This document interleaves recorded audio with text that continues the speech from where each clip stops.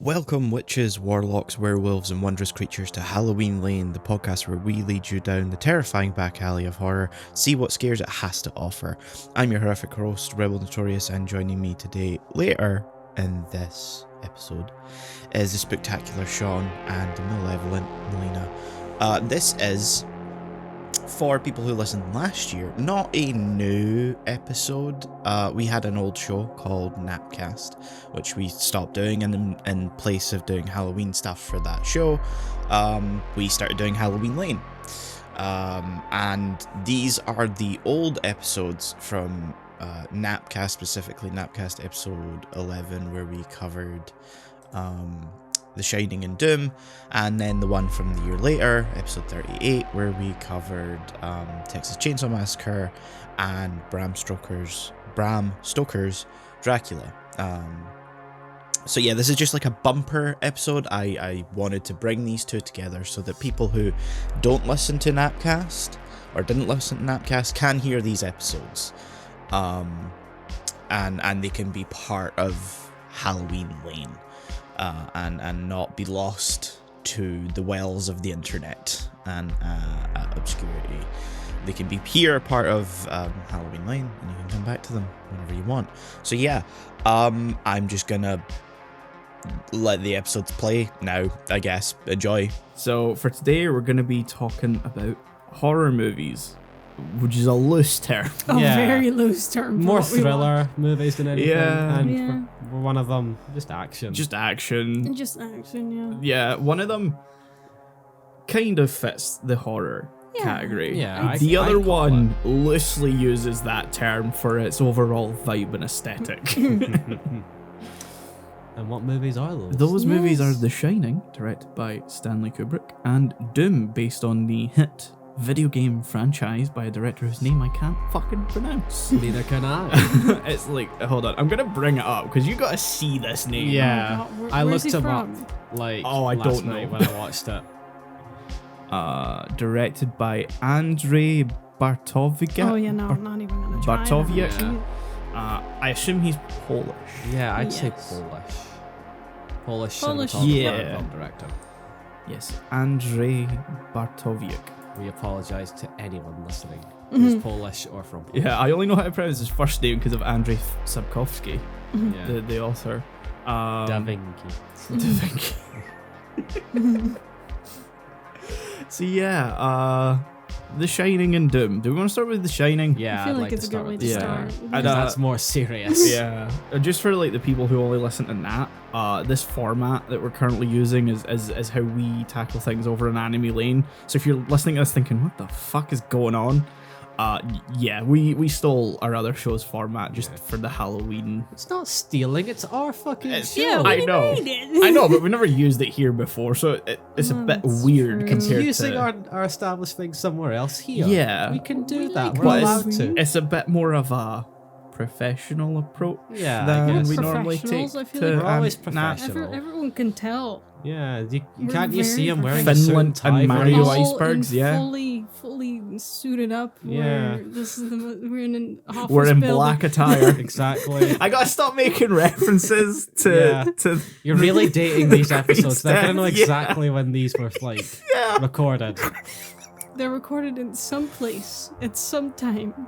when the On Earth. sun is still splitting the clouds for some reason. How? Like we are meant to be heading into autumn, and it's just the weather is not reflecting We that. can't talk about this as an audio format. No. If you look outside now. Yeah, I'm sure the weather will sync up Mhm. to when you're like listening to this. Yeah. So yeah, The Shining and Doom. Furthermore, by the way, you should watch Anime Lane if you haven't. You already. should. It's linked in the description below. Oh yeah, do that now. Even if you're not a weeb, At do least it I now. hope Yeah. it's linked in the description below because Most I of the really got people- around to doing that. Most of the people in Anime Lane are not even weebs, so I know. No, exactly. it's- You don't it's have to only, be an uh, anime fan. Yeah. Only 1/3 of Anime Lane is a weeb. Yeah. Anyway. The Anyway, Shining. yes, The The Shining Shining. and Doom. We're starting with The Shining. Yeah, I think Yeah, that's yeah. that's the It's good to start with a serious one Yeah, first, because that's if we go the- to Doom, we won't be able to take the rest of No. the episode seriously. yeah. One of these is a movie, and one of them is A cutscene. it's a cutscene. A very long A very cutscene. long Yeah. cutscene. including gameplay. including there's gameplay. at Yeah, one point. Shining. Shining. Shining. How do we start? How do we start? So I've seen The Shining before, which meant I had to watch it again for this. Oh boy. There's a definite Yeah. difference between, I imagine, watching it the first time. Oh, Yeah, for sure. Because I watched this the first time, I think. Same for me. Yeah. So we watched this the first time, whereas I imagine the second time through it's not as effective. It's not. I still like the movie, Mm-hmm. but watching it again it's a challenge for sure. Like, because you know what's coming, Yeah. and like it's a very methodical movie because Kubrick. It's very slow, very Yeah, deliberate. it is hard to like keep focused on it. Mm-hmm. I just wanted to mention that. So if I sound a bit, like I don't like the movie, I do. It's just Ambivalent? if I sound a bit non-fussed about the movie, Yeah. I do like it. It is a great piece of cinema. But yeah. So who wants to kick it off? I guess I should kick it off to give you a break from always kicking these off. Yeah. I'll try my best. If I stumble, I'm very sorry. I really liked this movie. Just to give a very standard starting off. It built itself up from like the very start of the movie, which I like because it's not like there's opening credits, but like you hit play and it's just immediately you hit with like the soundtrack, of, Yeah. like, Oh, the yeah. droning sort of noise. Wham, wham, wham. The classic Yeah. theme. I almost expected Godzilla to pop up. Dun, dun, dun, dun, dun, dun. Yeah. Oh, we should have watched Godzilla. We should have watched Godzilla. Yeah, it's hard for me to explain because I feel like this movie is like one hand very deliberate and like what it wants to tell, but it's also very much up to interpretation on everything. Yeah. Yeah. For sure. I'm generally a big fan of especially storytelling that tells you things and you can understand the story, but you're not understanding everything. Because I Yeah. think the basis of especially like screenwriting is telling a story. If you're not telling a story, you're being too artsy, and that's not proper filming. Well, I got introduced to a guy called Stanley Kubrick. Oh yeah, with this He's Kubrick very- stare. Yes. Yeah. From what I know from Kubrick is he's very particular, and I can understand having a style a lot. And I know from some of his other work that it's not great. It's very particular. Yeah. Yeah. And he I don't know about a lot of his movies because I only seen 2 of them, both of which are very open to interpretation. And for me, when it comes to films, I don't mind films that leave things open to interpretation, but I need a good story to follow Exactly, through. because to me, if you just lean heavily so much on like interpretation, it just feels less smart and more lazy. Yeah. You're Exactly, expecting the audience to do the entirety of the Yeah. work. Because I think when we're all in fields where we're learning about, film and everything, I just totally fucking blanked on my point. Oh, wait. The stupidest person has to be able to understand your story. Yeah. Exactly. Which is not going to happen with The Shining. No, for sure. And in that piece, I don't want to say it's failed, but it's definitely not a film you go see with your mates in the cinema. No, It's a sit down. Yeah. And Unless look. you're all like horror nerds and like super into Even it. then, Like, to but even then, that's like sort of just not like watching a film, more just like I guess it's sort of like a night out with the Shining in the Yeah. background. because to peek behind the curtain, you 2 aren't really horror people. You don't Absolutely. really Which is like it. ironic when we're doing these Halloween Yes, episodes. which made picking movies for this challenging. And while I like that we We're watched sorry. The Shining for like a film to talk about, I was really watching it thinking I wish we had picked literally anything else as a horror movie, because for me as a horror movie it fucking fails. It's. I think it's too reliant on music, which I think is both. I mean, its a downfall. lot of horror movies are. Yeah, but I think if you look at more recent movie, especially horror, it's all about the jump scare, and I think personally, Yeah, it's but cheaper. that's modern horror. Yeah. And that's I shit. hate that shit. Yeah. No, exactly. It's kind of the direction we're unfortunately going Yeah, in. Even yeah. someone that doesn't watch horror, you kind of know those things. Yeah. Osmosis.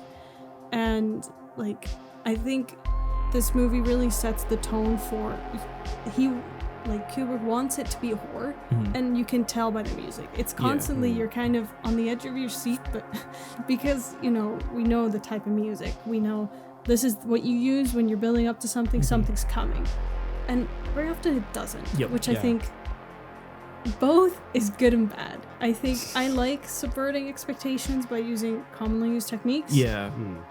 But It's there's overdone. overdoing it, yeah. Yes. And the film definitely does overdo the subversion tactic.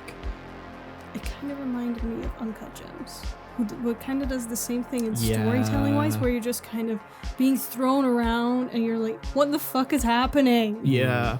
I think something I appreciate far less watching it a second time is like Shelley Duvall's character arc. And that she's just constantly not having a good time. No, she is just going through the ringer in this movie. Yeah. Oh, God, yeah. And that's not fun to watch No, it's whatsoever. You're basically watching a woman Be abused. be abused. Yeah. And it's they not hint like- at it very well. In the Oh, beginning. yeah. I like the beginning part. It's done very well. Yeah. But then, Yeah. Keeps going. And it's not like it's not like in other horror movies where like you reach a point where they think they've gained a sense of safety, and then oh shit, he wasn't dead, or oh shit, he can get me here, or something like that. The film never does that. She's just constantly in danger. in danger or emotionally being abused, and it's a lot. It's a lot. Oh, and there's another thing I want to bring up. The dialogue in this movie, when it involves Danny, is just the fucking worst. Oh yeah. Writing children is a nightmare. I'll give it that. It's It's a not nightmare, even like but his it's not well dialogue. done. It's not just like anything that involves him talking to a child is yeah. I'm like, that's a choice. Like Jack Nicholson, whenever he's interacting with him, it's just, and it's not even like, oh, there's something there between them. He doesn't really. It's not. It's just it's bad writing. Yeah. The only person that talks to Danny naturally throughout the movie is Scatman Crothers, Yeah, the the chef? cook. the chef, yeah. Who had an absolute terrible time on set of the film. Yeah. I can actually Aw. feel like that makes sense. There was a point where Kubrick had him doing over 100 takes for a scene, because Kubrick is a Perfectionist. perfectionist. Yeah. I have very strong opinions about like keeping your actors happy on set Yeah. and not just being like, here, have anything. No, it's their workplace. Yeah. You are supposed to give them a workplace that works well for them. They're doing their job. If you're exhausting you, it's like asking someone to write the same report 100 times. You can't ask someone to do that. Well, it's famous that he pretty much just did not treat Shelley Duvall. Like he treated her very terribly. Oh yeah, like she was on losing set. her hair due to stress and stuff during that film. And like even at a point, there's a behind documentary is a fucking stretch. Making of is a fucking stretch as well. It's literally his wife Vivian Kubrick with a camera, just behind the scenes, and it's 30 minutes and it's fucking boring. But there's one moment where they're all talking about. I think they're setting up for the scene where he smashes in the door, and Shelley Duvall's like not having a good time of it, and she's and so Vivian Kubrick, Stanley Kubrick's wife, starts talking to her, and Kubrick just comes out of nowhere and he's like, "Don't sympathize with her." He's like, "It's," and then she's like, "Why?" And she's like, "It's not good for her," because he wanted to keep her like constantly. In a state of mind of Yeah. the character. No, that's up to the actor Yeah, to decide. That's not up exactly. to you as Yep. a director. Absolutely not. That's just horrible. Yeah. You're a director. You direct people to do what, but people have their own interpretation of what to Yep. do. You can tell them this is what your character feels, and this is what they think, Yep. and that's your extent that you can do as a director. I know you want to be hands-on, but there's a point where you're not. No, Not that's Yeah. not it. compromising the health of the people who are working with. Yep. 100%. Yeah, and then you got Jack Nicholson, who's a fucking method actor. Yeah, that doesn't help. I think he's an amazing actor. Oh, yeah. I really think. Sorry, I'm trying not to like I've picked up like this thing that I didn't want to fiddle with, but like I couldn't help myself. Here, so I'm a fidgeter, so like I'm always like doing something with my hands and recording these. sorry to interrupt that That's fine. train of thought. Where was I? Sorry. I We were talking about. You think God. Jack Nicholson's a great actor, but I think he's good, but I think we're getting to an age where we're kind of like stopping praising people for method acting. yeah. Because I think it's less impressive. Mm. We used to be like, oh, he's a method actor. I'm like, yeah, that means he's making the conscious choice to most likely be an asshole. People Yeah. never method act as nice people. I'll- Never. I'll Why? give him that, and the behind the scenes thing that's on there is that he never comes across as being like an asshole to anyone during it. Like when they're not filming, he's not the character, so he's not one of the method actors that like stays in the role Yeah, constantly. Jared Leto, Daniel Day Lewis. So you know he's not got the stereotypical method actor approach, but he is someone who whenever I see in a role I'm like, you're a fantastic actor. It's like, I never want to meet you in real life. No. Never. Because there's just something about him. I'm like, oh, I feel like you'd shout at me. Yeah, there's something about Jack Nicholson that screams. Yeah. You'd just be really. It'd be really off meeting you. Yeah. Yeah. And I feel like I'd be that. disappointed. He might yeah. be like a lovely person. Yeah. You know, he's maybe the kindest person in Hollywood. You never know. But it's just every role he plays, he's great at playing a fucking psycho is the thing. He's amazing, yeah. Because you know, between this and A Few Good Men, like holy shit, he's a great actor. Yeah. Batman. Batman as well. I don't know, I like him as a Joker, but he's not. Don't know. I like him. We will have words at a later Yeah. time. Yeah. Yeah. I liked Shia Duvall a lot as well. You could Yeah. tell it was very mentally taxing. Yeah. You could kind of tell, not through performance necessarily, but just physical appearance.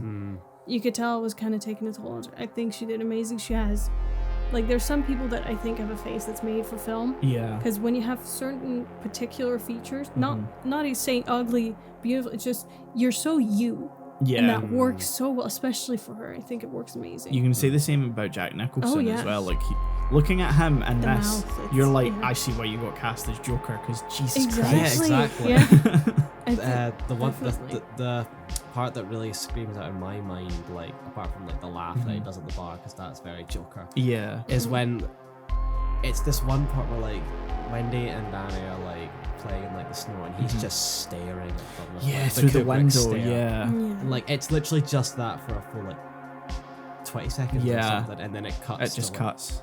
That's a good like little sequence, Mm. and it's terrifying. Yeah. Because I really like the sequence. I think the most famous one, where when he's holding the knife and he's kind of coming at her. I think it's amazingly well shot, well Yeah. acted. I think that's definitely a scene worth of the praise for this movie alone. And like, I think foreshadowing done very right, Yeah. done in a way where you're like it's kind of on the nose, but to a point where it's not. Nothing comes too unexpected, but you are kind of connecting the dots. Yeah. As someone who's watching. Except for one scene. We don't want to talk about it. I know exactly what the fuck you're talking about. I don't want to talk about it. I think The I know what we're fox. talking about. But of course it's fucking fox. I still, watching it again, it happened. I'm like, what the fuck? I have always seen that scene out of context. Same. So I was And like, even in context, it's out of context. that's what Yeah. I'm saying, but that's like my point. Like I was expecting, okay, I guess this will make some sort of sense maybe for the theme of the scene, but no, she runs up. It just happens. It's just there. Yep. And then she Yeah. runs away again. Like it's a technique you can use. It's a technique. You put something weird ass shit in there to kind of disrupt the flow. It doesn't even disrupt doesn't the work. flow, though. No. It doesn't fucking work. And I understand. He probably just threw it in there, like watch people theorize the shit out of Yeah, this. this is like the one part of the movie where I think Kubrick was just like, let's just put this in there. Yeah. Just to fuck with them. Yeah. Because everything else feels very deliberate. Yeah. Like it's a bit random, but like very deliberate. Because right Yeah. after that is like, well, there's like the elevator blood scene, which we did see earlier in the film, Yeah. but like this is Iconic, actually yeah, happening. Yep. But there's like another part that I don't think I've ever seen before, where like she meets like the butler or something. There's like all bloodied face just before she Yeah. sees like Scatman. Crothers, yeah. Yeah, the shot. I forgot his name. I forget his character name. He was great. Yeah, Yeah, he was was great. I really, really good. I love when like we don't see him for ages in the film, Yeah. and then we just see him in his room, Oh, and it's like we're this gonna talk close up about of this. him, and it just turns out there's just a picture of a woman above his bed, Yeah, and totally nude, and then like it cuts to the TV, and then just above the TV, another one. totally nude woman, and I'm like, Yeah. dude knows what he likes. Yeah. I ain't judging him. It's his house. Yeah. Yeah, it's I love the fact that there's an entire like B plot of him getting to the hotel. And you see Yeah. every step. Yeah. He tries to call. He decides he's gonna try and get there himself. Yeah. He gets on the plane. He hires like a snowmobile and Mhm. everything. Mhm. And then the moment he gets there, he just dies. Just dies. He deserved so much better. Yup. Yeah. Like his plan after all that time of getting there was just walk in, Yup. ask if anyone's there, Yup. and hope for the best. Yep. Because that scene especially, I thought was just shot really well. Like the scene of him being killed, unfortunately. Yeah. Because you're watching him, he's right in the middle, and you know, you watch a movie from left to right, and I know as soon as I'm like, they're gonna jump scare kill him, he's gonna come from the right. Because Yeah. it's jarring. And Uh-huh. there he Well, fucking not comes. just that, you see Jack like see him come in, so Yeah. you can sort of just tell where he's gonna hide and stuff. Because Yeah. like that pillar is It's like perfect. right there. Yeah. So you know it's coming, but you're constantly expecting it, and then he lets out a fucking battle cry. Yeah. And we got to deal with the elephant in the room of the movie, where during the bar scene when he goes to the bathroom, Oh boy. Oh no. Yeah. When are we going with this?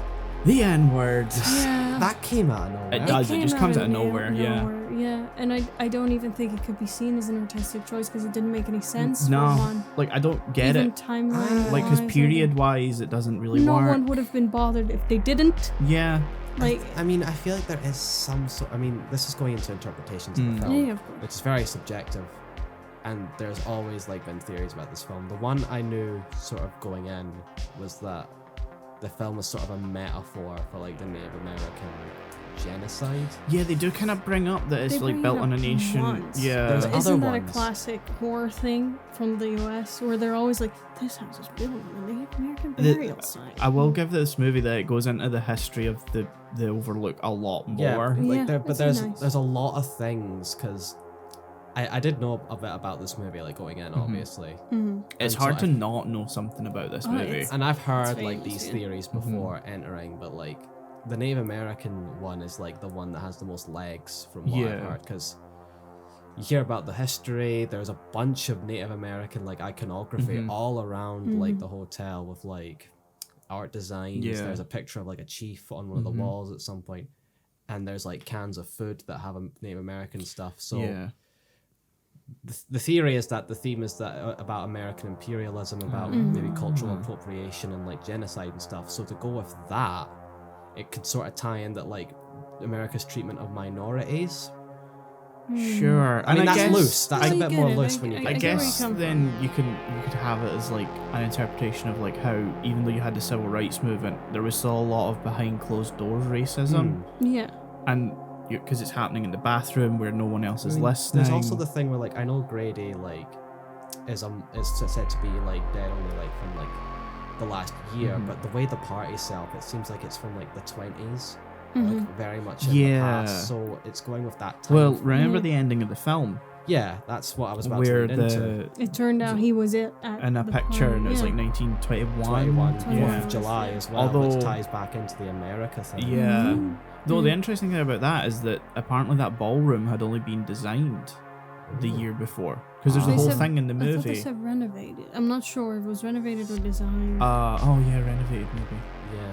I mean, there's a whole thing about the hotel that really interests me is that it's purposely all made up to be disorienting and nothing about it makes sense. Yeah. Because, like, whenever we're following Danny around on, like, his little tricycle, he goes, what? That's a production thing. No. I'm pretty sure Kubrick actually talked about it at one point. No, it's just Kubrick being a fucking asshole. He wanted to have Danny be able to move around on the bicycle really easily, and so the production designers just had to make everything connect, even if it didn't make sense. I guess that's a really boring way. It was Yeah. also there was also a thing like Kubrick wanted all sets available at all times Ah. because he wanted to shoot in script order. Okay, Ah. that I can respect wanting to shoot in script order until it heavily inconvenienced people. if I think about it, it should be okay because it's not. There's no hugely extravagant. They pushed back Indiana Jones because they shot entirely to they were meant to shoot for 6 months and they shot for over a year. Yeah.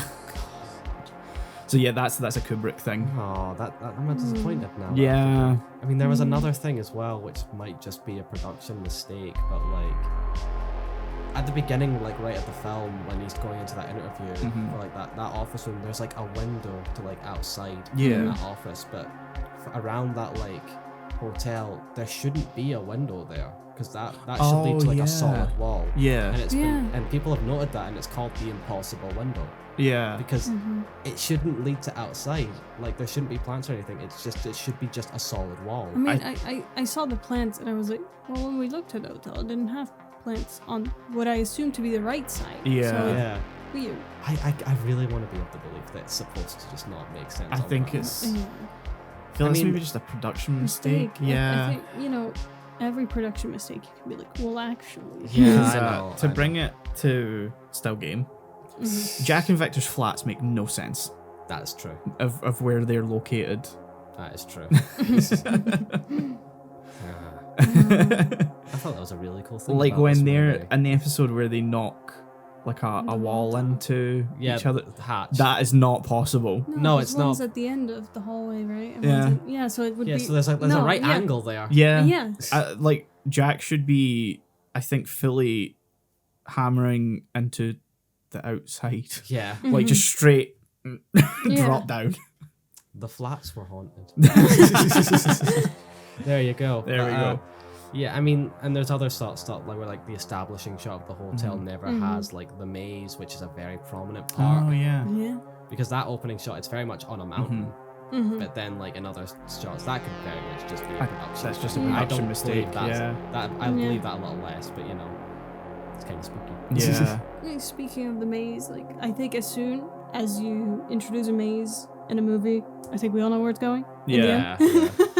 Reminded me of Pan's Labyrinth a bit. I do like another thing as well. Again, probably production thing, and I'm looking way too much into it. But like, there's the model of the maze in the hotel that looks a lot smaller. But in that, specifically when Jack's looking at it and it cuts to it, the maze suddenly looks way wider, like a huge labyrinth. I think that's because how did they shoot that again? It's a perspective issue because of the way they've layered it. I think because they had the camera 6 feet above a model in like a sound stage. I want to say it looked a bit CG. When Yeah, they were it's the walking in, only- very I much looks like they're in like a assumed it very was- white room and It's- not outside. Yeah, It's one of the exactly. only effects achieved not in camera in the I film. thought so, yeah. Because they had it like that, and then they had.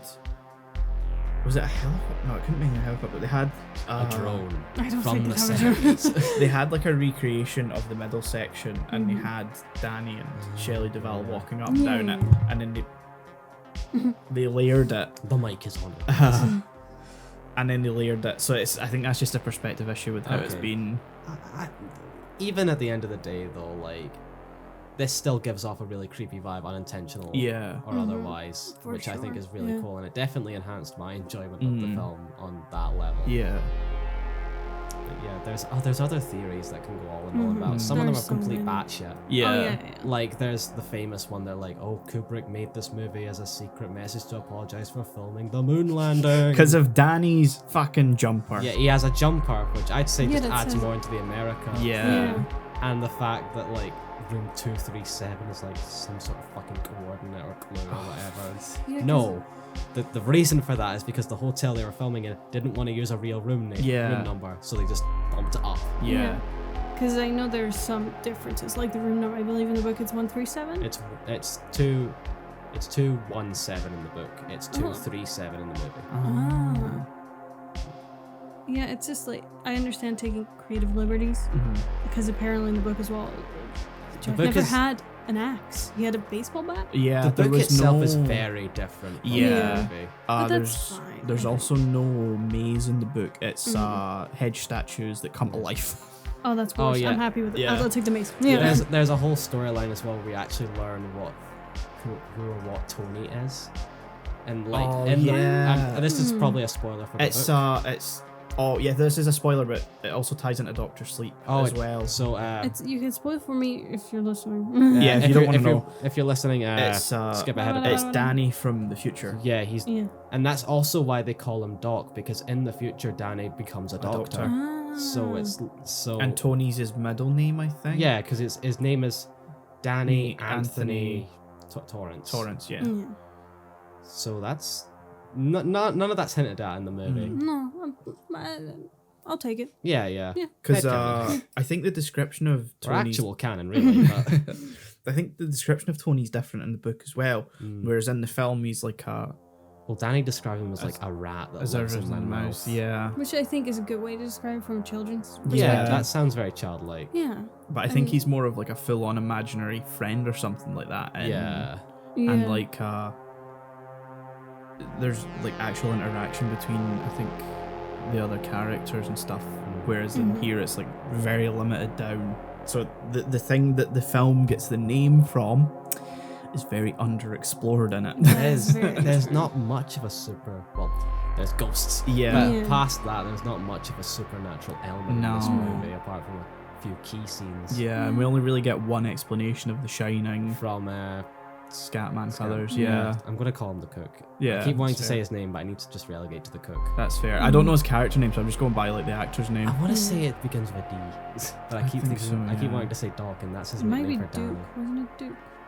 I'm gonna look It up his could name be Duke actually. Yeah.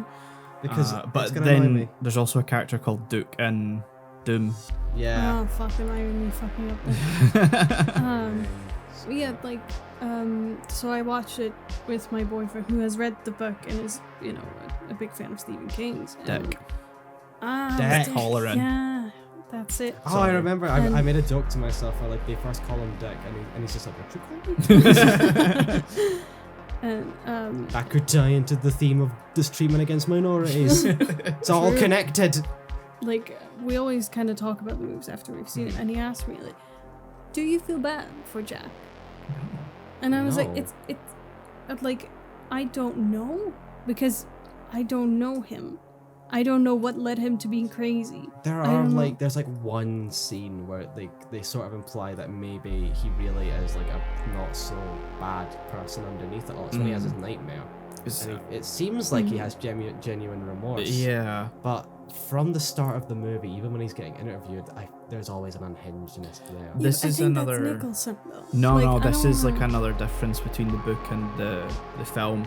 Is in the film, it's very much like a slow degradation and insanity, whereas like he's a Kubrick's- relatively good guy in the Yeah. movie, from what I remember. Whereas in the film, Kubrick set it up so that he was always insane. Yeah, or at least implied that, Or because implied it that, yeah. really feels like he's getting that job as like a preemptive like way to like trap them in there and then kill Yeah. them. Like it's all been planned. Yeah. Yeah. To me, it's because I maybe interpreted it differently when I first saw it. Like, there was something where I was like, outside something affected him so much Yeah. that he went more. Maybe he was already slightly insane, but it definitely pushed him over the edge. Yeah, Yeah. I'd say that as well, because all the ghost stuff definitely Oh happens. yeah, like I'm Yeah. not saying he was a The psychopath naked before he went ghost. in. Yeah. But he was definitely an abusive piece of shit Oh, Yeah. prior to, so I don't feel bad for him. Fuck him. They just really heightened that. Yeah. Yeah. Like, for the ghost just heightened that to like get his soul or Yeah. whatever the fuck. It was a good sequence with the ghost, though, I'd say. Mm. It was interesting. But where he goes Just- into the room and she gets out of the bath. And, Yeah. Yeah. It was- so it was fucking weird jarring. about that scene. It spooked me. I'll Yeah. say that. Yeah, it was kind of like a moment where everything kind of seemed to slow down, but in a bad way. You're just kind of sitting there like, what are you doing? Yeah. Get out. You know this is a ghost lady. Come on. I like that there's a fun fact around that on like the IMDb. I wanna fuck the ghost. lady. On the IMDb page, it's like the girl that played the young version of the woman and the girl that played the old version of the woman have never appeared in a movie prior to or after this. And I'm like, okay, cool. They've been fucking scarred. I'm like, oh, okay. I don't know Quite what literally relevance in the that old is. woman case. She's like a rotting corpse. Mhm. Get That that is image weird. in your head. But yeah, it was a weird sequence that it's fitting. Like, it was very much a movie that had its weird turns. And it's definitely, there's like a list of movies that I refer to as dude bro movies where You know exactly what I'm talking about. Dude. Like, the movies there, people are like, best movie ever made. Yeah. Best movie, Oh, yeah, American yeah. Psycho. I'm like, no. No. No. No, You're just obsessing over Patrick Bateman. it's not. Why isn't it? It's just no. It's not possible. And, It's- like, I think The Shining is one of the movies where I can understand it being someone's favorite. yeah. I can understand someone defending this to hell. If this is your favorite movie, please get some fucking help. You fucking poser. I wouldn't call it my favorite movie at all, but I definitely get like why it's praised. Yeah. Like I said, I like the movie. Cinematography is fantastic because it's Kubrick. Absolutely. Yeah. Music is fantastic, and it's well written. Except for the Disney parts, they're a bit weird. Yeah. As a piece of entertainment, though, is where I start taking issues with This it. is definitely a movie that's trying to be a piece of art. more than Yeah, anything. and this is my problem that I've encountered with Kubrick so far, and why I'm not jonesing to watch any of his other movies. I've never fucking used Jonesing. that phrase before. What the fuck? You've been possessed by a ghost that says that, duh. And I'm It's not. ghosts all the way down. I'm not clambering to watch any more of his movies because, this and 2001: A Space Odyssey. This one is more of a movie. 2001 is a straight up art project. Which it has its place. I'll say that it has its place. Oh yeah, like Yeah, I'm not, We've talked about it. You have cinema you enjoy, turn brain off enjoy, Yeah. which can be shit. Yep. We- Yeah, We've yeah. Oh, talked yeah. about our comfort We're movies. about to talk about that. Yeah. Like this in a minute. Like, That's for the next movie. and there's film that you can see as art. It's Yeah. like, to me, I see it as kind of modern art and maybe more traditional art. Like, Yeah. it's a painting of people. You can easily interpret that. Here's some lines. It's still art, Yeah. but it's a lot of it is up to you, Yeah. and a lot of it is up to the artist. Yeah. And that's why, 2001 is very much a film that's open, and I mean open to interpretation. And that's where it falls a little flat for me. In that, it looks spectacular, it sounds spectacular. There's some amazing creative decisions, but oh my god. Yeah, I imagine if you leave a film too open, at the end of the day, you've just handed me nothing. Yeah. You You- haven't you've- handed me shit. You've handed Yeah. me a Yeah. movie that has maybe 10 minutes of dialogue over the course of 2.5 hours. That's don't gonna wanna make me watch fall 2000. And that's asleep. going to make me stop paying attention at some point when you've put on the 5th classical piece to play in its entirety. Please. Please, please, please. I need the police. But yeah, that's my thoughts mostly. Yeah. It has its place. Yeah, 100%. I basically said my piece. Do we want to talk about what we think the ending fucking means? What? Like him staring down the camera or. No, the picture. Oh, with him. Look, I just think it's Kubrick being Kubrick. Yeah. I feel like I don't know much about Kubrick, but I feel like he might just pull shit like this. To be like, let's fucking see what they figure out. Yeah. Yeah. And I'll just conform whatever I like, Like, or I I- don't. I just see it and I'm like, I don't care at this point. I'm bringing this. Yeah. I'm bringing it up because I know for a fact this is the one piece of the movie he actually has gone out of his way to explain, or he actually Ah, had. okay. His explanation for it I was can that. say it's wrong. If I don't like Yeah, it, it's exactly. wrong. Yeah. I don't even fully. This agree is the with guy it. that refused to explain 2001 actually explaining something. Oh my god. Yeah. I don't even fully like this Oh, interpretation. that's I mean, great. not that I hate it. It's fine. It's just it's a bit dull. It's that. Oh, that's just his ancestor, and he was a reincarnation. Oh no, Oh, hate it. shut the Hate it. fuck Yeah. up. Hate it.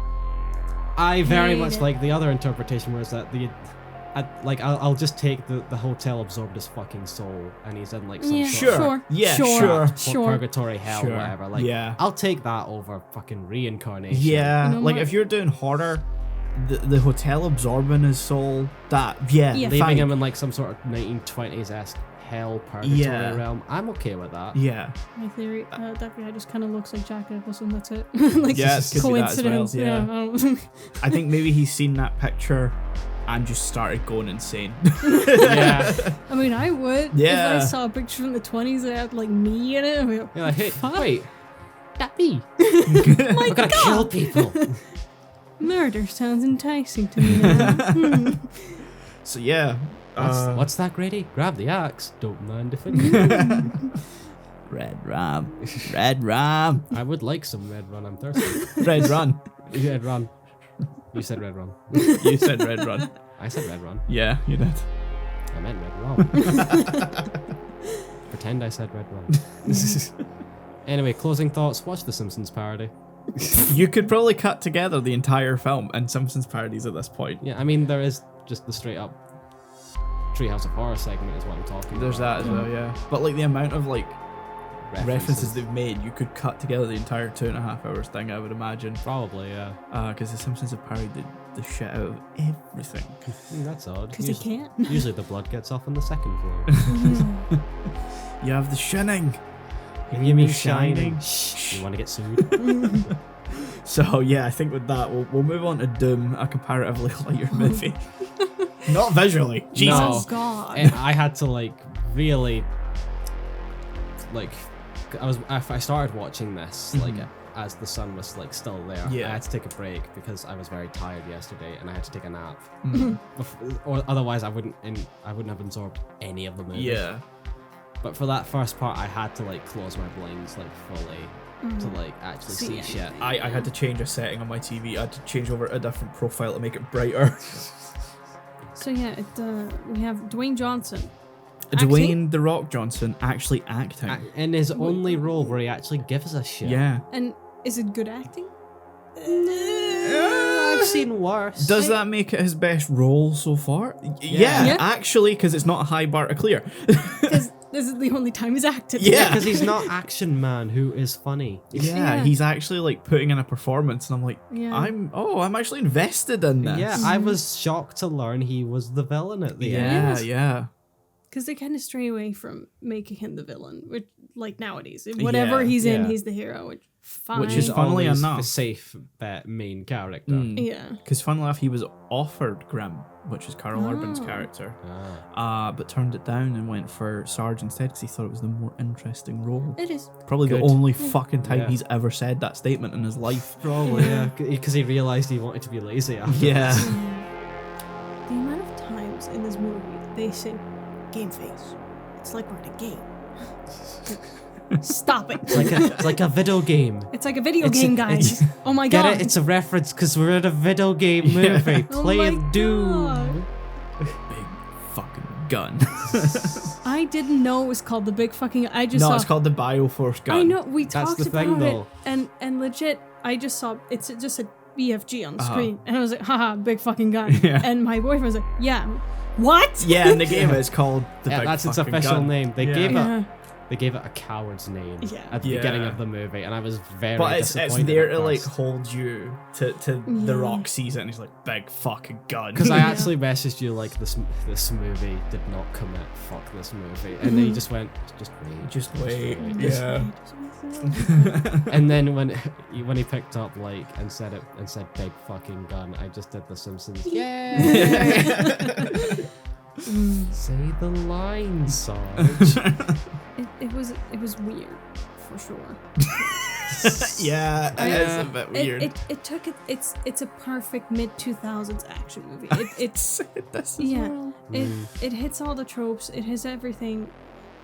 The thing I like most, the set design was pretty alright. Oh yeah. Practical monsters, love to see Yeah, it. Love that's my that. favorite thing about the film is like because 2005 was a time of like CGI everything. Yeah, because we can. Yeah, and like Shouldn't. the director went out of his way to like capture as much as possible in camera. Yeah. Because I was surprised the demons were very Yeah. practical Mm-hmm. at first. And it's good because it means it's aged a lot better than it should have visually. Exactly, yeah.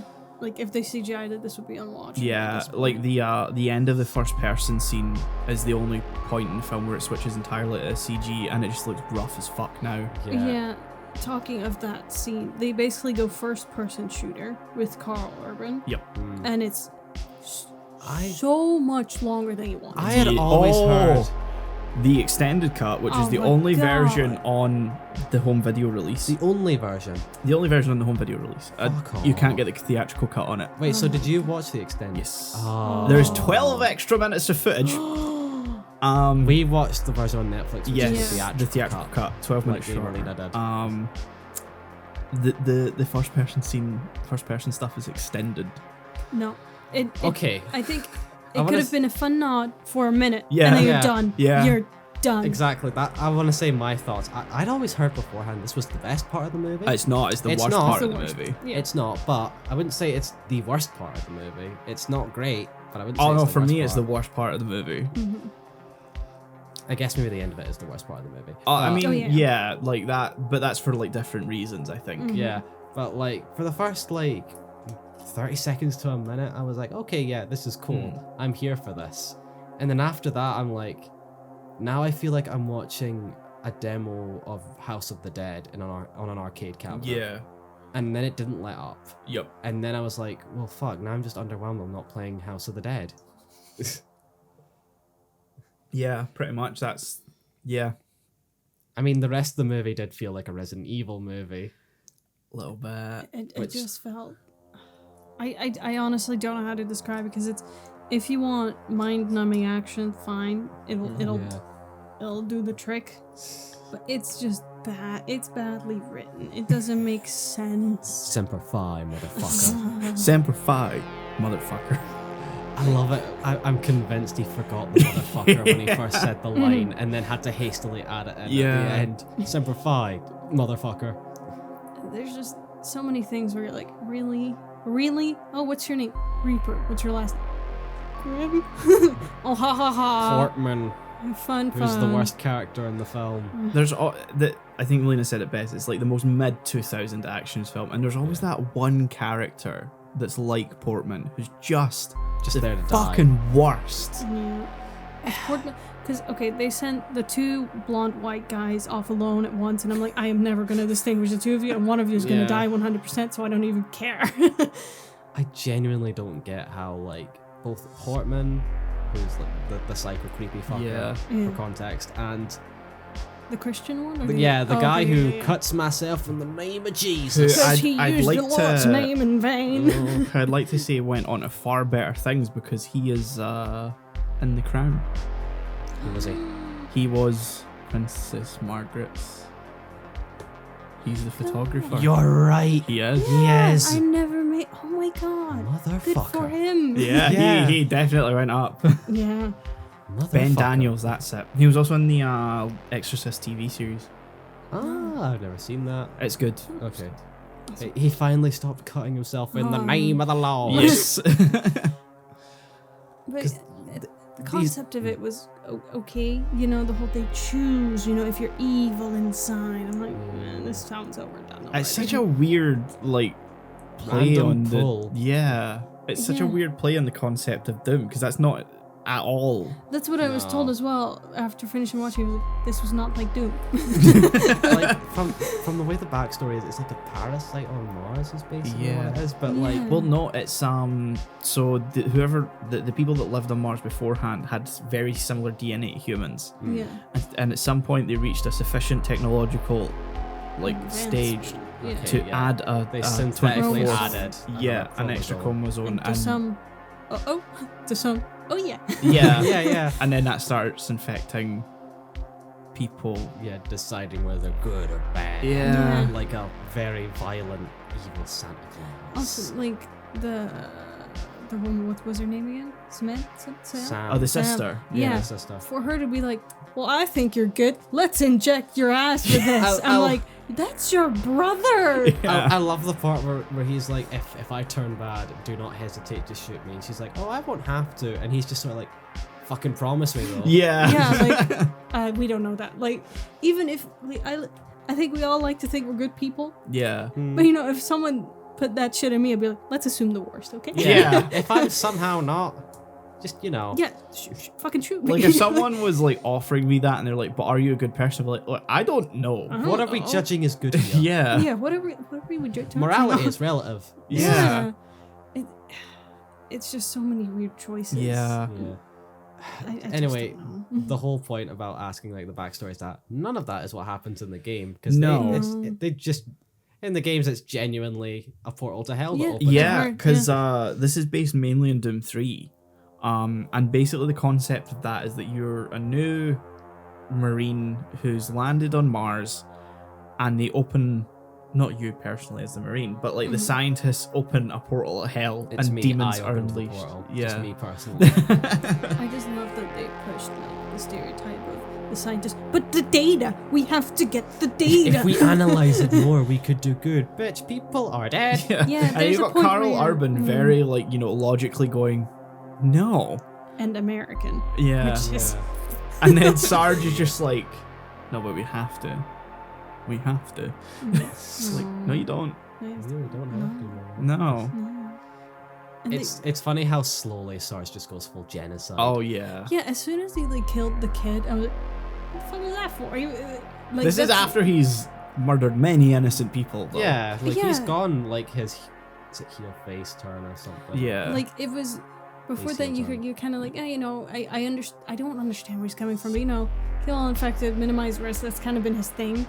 But you know, he was like, look, they're secluded, they're fine. And he was Yeah. like, kill them. I'm like, he's a child. First of all, it he shouldn't starts be off here. Yeah. where like you can sort of see his point, and then Yeah. it just sort of gets more brutal, and you think, okay, the situation's getting more brutal. I Yeah. can kind of Yeah. get it. But then we get like a storeroom full of civilians. Yeah. that have not been in close contact with Yeah, anyone. they're completely fine, and Sarge is like, did you not massacre them? Yeah. Why didn't you Excuse massacre me? them? What's wrong with you? I think the first kind of point, though, where you're like, oh no, for the Sarge is like when Carmack is like stuck Ah. in the nano Yeah, wall because thing. I did point that out. That Yeah. like, because Sam's like the sister is just sort of like, if I can just work on this a little more, I could possibly turn them back. Mhm. And like, you're probably on Sarge's side for a bit there, Yeah. because you're like, no, you're probably just gonna cause more. But Sarge's immediate response is, no, you won't, and then shoots them. Yeah, he's like, because Carmack is dead, and it's like, well, no, yes, he's dead, He's stuck in the wall. We're gonna be fine. but you killed him. Yeah. like Yeah. you murdered him. You've caused the death, Yeah. my good sir. Mm, Yeah, it's a very stupid movie. Oh, I for got sure. I got to talk about one of the scenes that's in the extended cut. oh, out of context. What so- have they worsened? When Yeah. so you know how was it Duke? Who's the Oh, I love the story. Please don't. Like the guy that fully like swings the TV or the computer at the guy. Love that. When he goes down in the pit, the guy falls Oh down. no. That Yeah. best scene. I do It's- like the fucking electrocuting the demon. Yeah. That was fucking awesome. Yeah, no, it's the one that's left with like Carl Urban's sister. Oh yeah, the other guy. The other I think one. that's the Duke guy, probably. Is it Duke? I think it's Duke. Yeah, and so like he's left with her, obviously, you know, and, and there's a scene where she's like examining one of the bodies, and she drops the torch into the thing's mouth, and so she calls him over, and he's like, "Hold this," and so he's like right here as she's, you know, arm deep, Oh no, And I this feel like I demon- know where this is going. and he's like fully just like looking down her chest, and I'm like, for fuck's God. sake. And then, you know, they start having a conversation, and it leads to, you know, him getting a bit flirty. And then she says something like, "Oh, I need something a bit stronger." oh god. And he's like, "Oh, you have no idea how much strength I'm packing." I'm like, Understandably cut. and Because I was then- already No, uncomfortable. No. And Oh then, no. It's still going. and then she says something that he totally misinterprets, and he's like, "You don't know what having sex with me would be like." And I'm like, "Oh, shut the fuck up! Just shut up!" So, They have met 20 minutes ago. Yeah. met 20 and minutes he- ago. So much shit has happened. They on met a 20 buck. minutes ago, and he also asked Carl Urban directly if they had been dating, and he got told that was his sister. Which, you know, respect. I'm not gonna flirt with your siblings. Yeah. Type of deal, you know? Yeah. That's a generally fucking agreement you have. Yeah. It's just one of my favorite parts of the beginning of the movie is when they're walking along, and he's like, "Are you telling me you let a fine piece of ass like that get away from him?" He's like, she's my sister. And he's like, "Oh shit, really?" Oh shit. It's just a chaotic mess in the movie. And like, I like the Destroyer guy. I love them 2 minutes before the scene because he barely got any coverage before that, and then he died. So Yeah. I was like, good scene, good scene. One of my like the funniest parts for me was like the kid is with Carl Urban, I think, and they're in the sewer place. Oh, And I yeah. know the kid's supposed to be high for like his Yeah. nerves because Yeah. like Portman had drugs on him and Yeah. just gave it to him. Of course. Of course he does. I mean, you look at Portman, you hear him speaking, and you just like cocaine. Yeah, Yeah. you know, but Vast. they're in that scene. They're like on the search, and then out of fucking nowhere, the kid just goes, "So you lost your parents, right? Yeah. How's that like?" I think it was like they wanted Carl Urban to talk about it more, so they're like, so what if the kid is high and he just kind of asks? I'm like, Yeah. that's just horrible writing. That sounds about right. Yeah. That's horrible writing. Like, I feel like if you're high as fuck on whatever he got, you're not gonna be thinking, well, let me try to figure out some more about this guy. You're gonna be like, water, funny. Hey, you're an orphan. That's hilarious to talk about. Dude. Also, Portman's scene where he pretends to take a shit. Yeah. And- It was a needed part of the movie. Yeah, where he was like, I have to take a shit. First of all, you're a Marine. I don't think you have to find a toilet. You're fine anywhere. Like, priorities for I him. mean, just for, you know, sanitary, yeah. Yeah, but I don't think he's gonna sanitary just reason. shit on the floor. Yeah, I'm not just gonna. I mean, I believe him if he Like, if did, I'm but- Marine, I'm not just dropping and, you know. But, you I mean, know, we're not Marines. No. but they're looking for these monstrous demons. He's like, hold up, I gotta take a deuce. just hold it Like, in. surely you at that can point, my hold man. it in, like, from adrenaline or fear. Adrenaline just to make it go. Nah, take your suggestion. Shit on the floor. You know, he That's could have just found nasty, a man. fucking corner and not be like, well, I must find the bathroom in these facilities. What's he gonna do once he's shit in the corner? Get back to work? Without wiping? I think Marines have done worse. Oh, Look, we ain't on your side here. No. I'm just, it was clearly a stunt, you know, just to call for reinforcements, Yeah. but he could have thought of something better. Got a shit. And then he gets killed. Yeah, then he gets killed, and Yeah, no one, unfortunately. we didn't lose anything of value. Nah.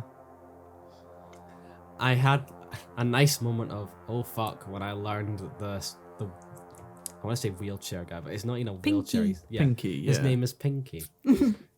And Which- if you've ever played the video games, there's a dead giveaway as to his fate. Because there's Yeah. a. One of the demons is called Pinky. Yeah. Yeah. Or demon types. Demon types, yeah. Mm-hmm. They're anything but, you know, as soft as the name implies. After I learned that, I almost had a split second of wait, is there an enemy type called Reaper that I'm forgetting in the Doom games? Because No, there's only a Revenant. yeah, I didn't think so. Because I knew they were Revenants, so I had to quickly look up Doom like Reaper, and it just came out with like Carl Urban's character. Yeah. 'Cause he's Reaper, so I was like, oh okay. So he's probably not gonna die then. No, yeah. I thought that was neat.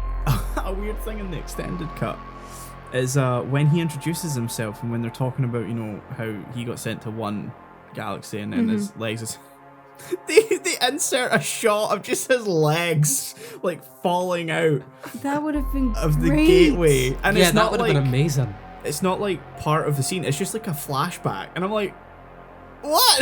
Like I a mean- sudden cut to slow motion legs. It's just falling. while everyone's talking, it's just inserted over it, and I'm like, Maybe they were just trying, while shooting, they were like, let's go for comedy. And they shot a lot of like funny shit. it's that they entirely CG as well, and I'm Oh like, god. what?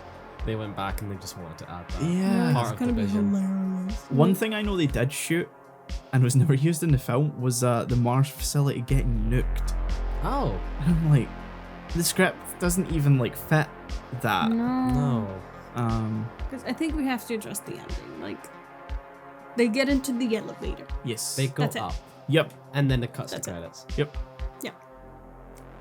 That's They the make film. it okay? Were the people up at the elevator okay? Who cares? We don't know. I'm convinced that like at that part of the movie they just knew no one's gonna give a shit. Yeah. Just Right end it. now. Yeah. Just end the thing. They Yeah. were trying to be a bit artistic. Like, she's dressed in white. He's dressed dark. Symbolism. Artistic. Reaper. Person. Angel. Angle. I was, as soon as I saw like they're making it, the wire closable, Mhm. like not sparkly, but like lighter. I was like, oh, for fuck's sake. You are not artsy enough to do this, and you're not doing it well. I like to believe there was another like an actual ending shot, but like they were just like, oh, the action's over. Who gives a shit? Just Yeah. cut to credits. I would have liked to see them reach the end of the elevator and go, what happened? And they're like, huh. Yeah. Cut. We spelled our doom. What was it like down there? Hellish. Doom. Dun, What are we? Some sort of doom squad? Wait a minute. They were doomed. I can't wait till Doctor Doom shows up. I like the cinematography of the film. Like it's That's somewhat yeah. creative. Surprisingly good camera work. Yeah. Like the amount of it's a bit cheesy at times, but like the amount of like quick zooms and or pans and stuff like actually work. I can appreciate the good, usage of pans and zooms, especially when you're trying to go for like a speedy, like kind of chaotic feel. Yeah. They did it very well. I'm so happy they went practical with most of their Yeah, effects, 'cause, 100%. My God, that saved them. yeah. Definitely. Helped the monsters be less creepy, Mm-hmm. which I think is good. I think mystery is better than here's a CG ass monster that's gonna look horrible in 2 years' time. Yeah. So good choices overall, I think. A fun fact is Edgar Wright and Simon Pegg were asked to come in and clean up the dialogue of this film. Really? Yep, and they turned it down. Oh, Good.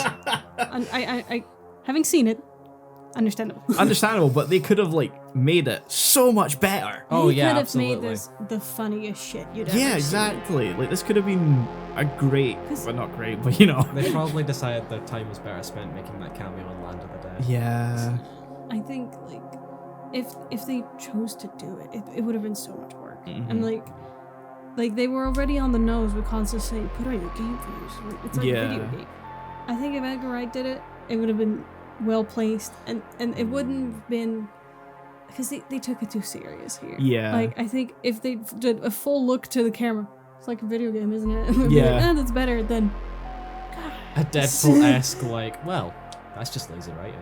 I mean, we wouldn't have had the really strange scene where we learn about religious guy's thing, because he's walking and just kicks the thing down, and like all I hear him saying is "damn it," and then suddenly he's like cutting himself. He's like, "I took his name in vain." And I'm like, "You didn't." Damn is fine. Yeah, I'm like, As you far didn't as I know, say his damn is name. fine. He did say God damn. Did he say God? Oh, I'm God, saying damn this it. because I want to admit there were parts of the scene parts of this movie where I put on subtitles. That's I- fair. I The always- audio mixing is a yeah. mess. Yeah, so okay. With that said, then I've watched all of this movie with Yeah, subtitles. that's and it absolutely does, fair. And in the subtitles, anyway, it does say "God damn it." Okay. Yeah. So I think it's just the way he said it and just emphasized the damn. Mhm. Yeah.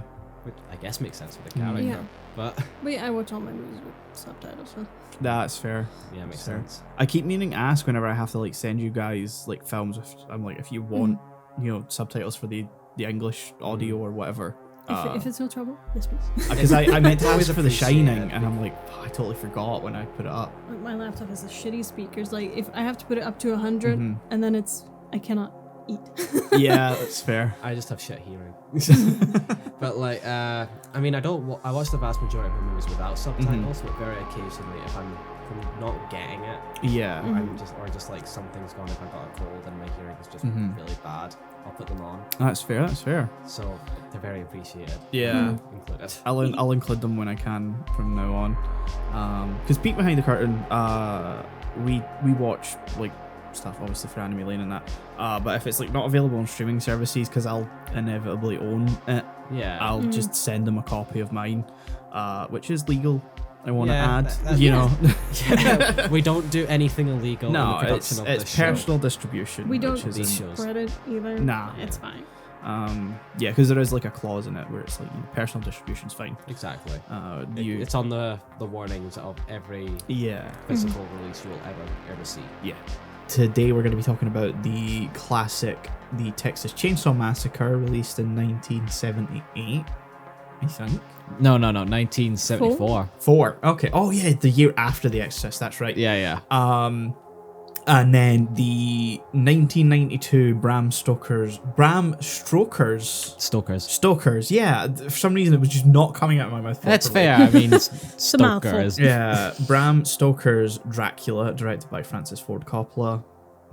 Is it Coppola or Coppola? I don't know. Everyone It's a pronounces it differently. Gapacola. Everybody pronounces it differently. Sorry to every Italian listening to this, including Manuel. I don't know. And no apologies to Coppola himself, because What the fuck?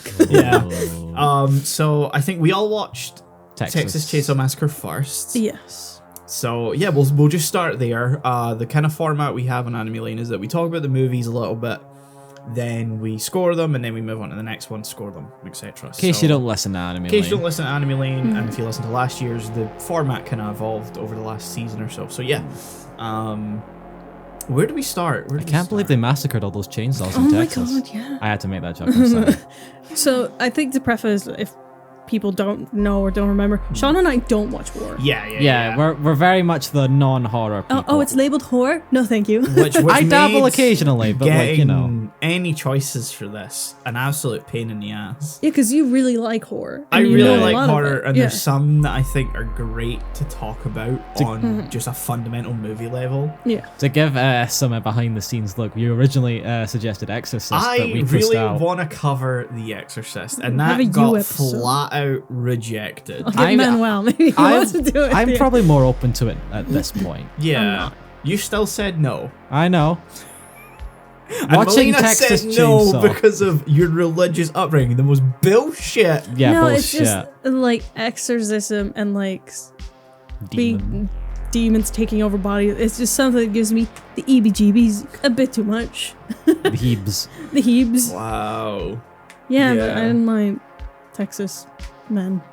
Texas Chainsaws. man. I said Texas man. The cousin of Florida man.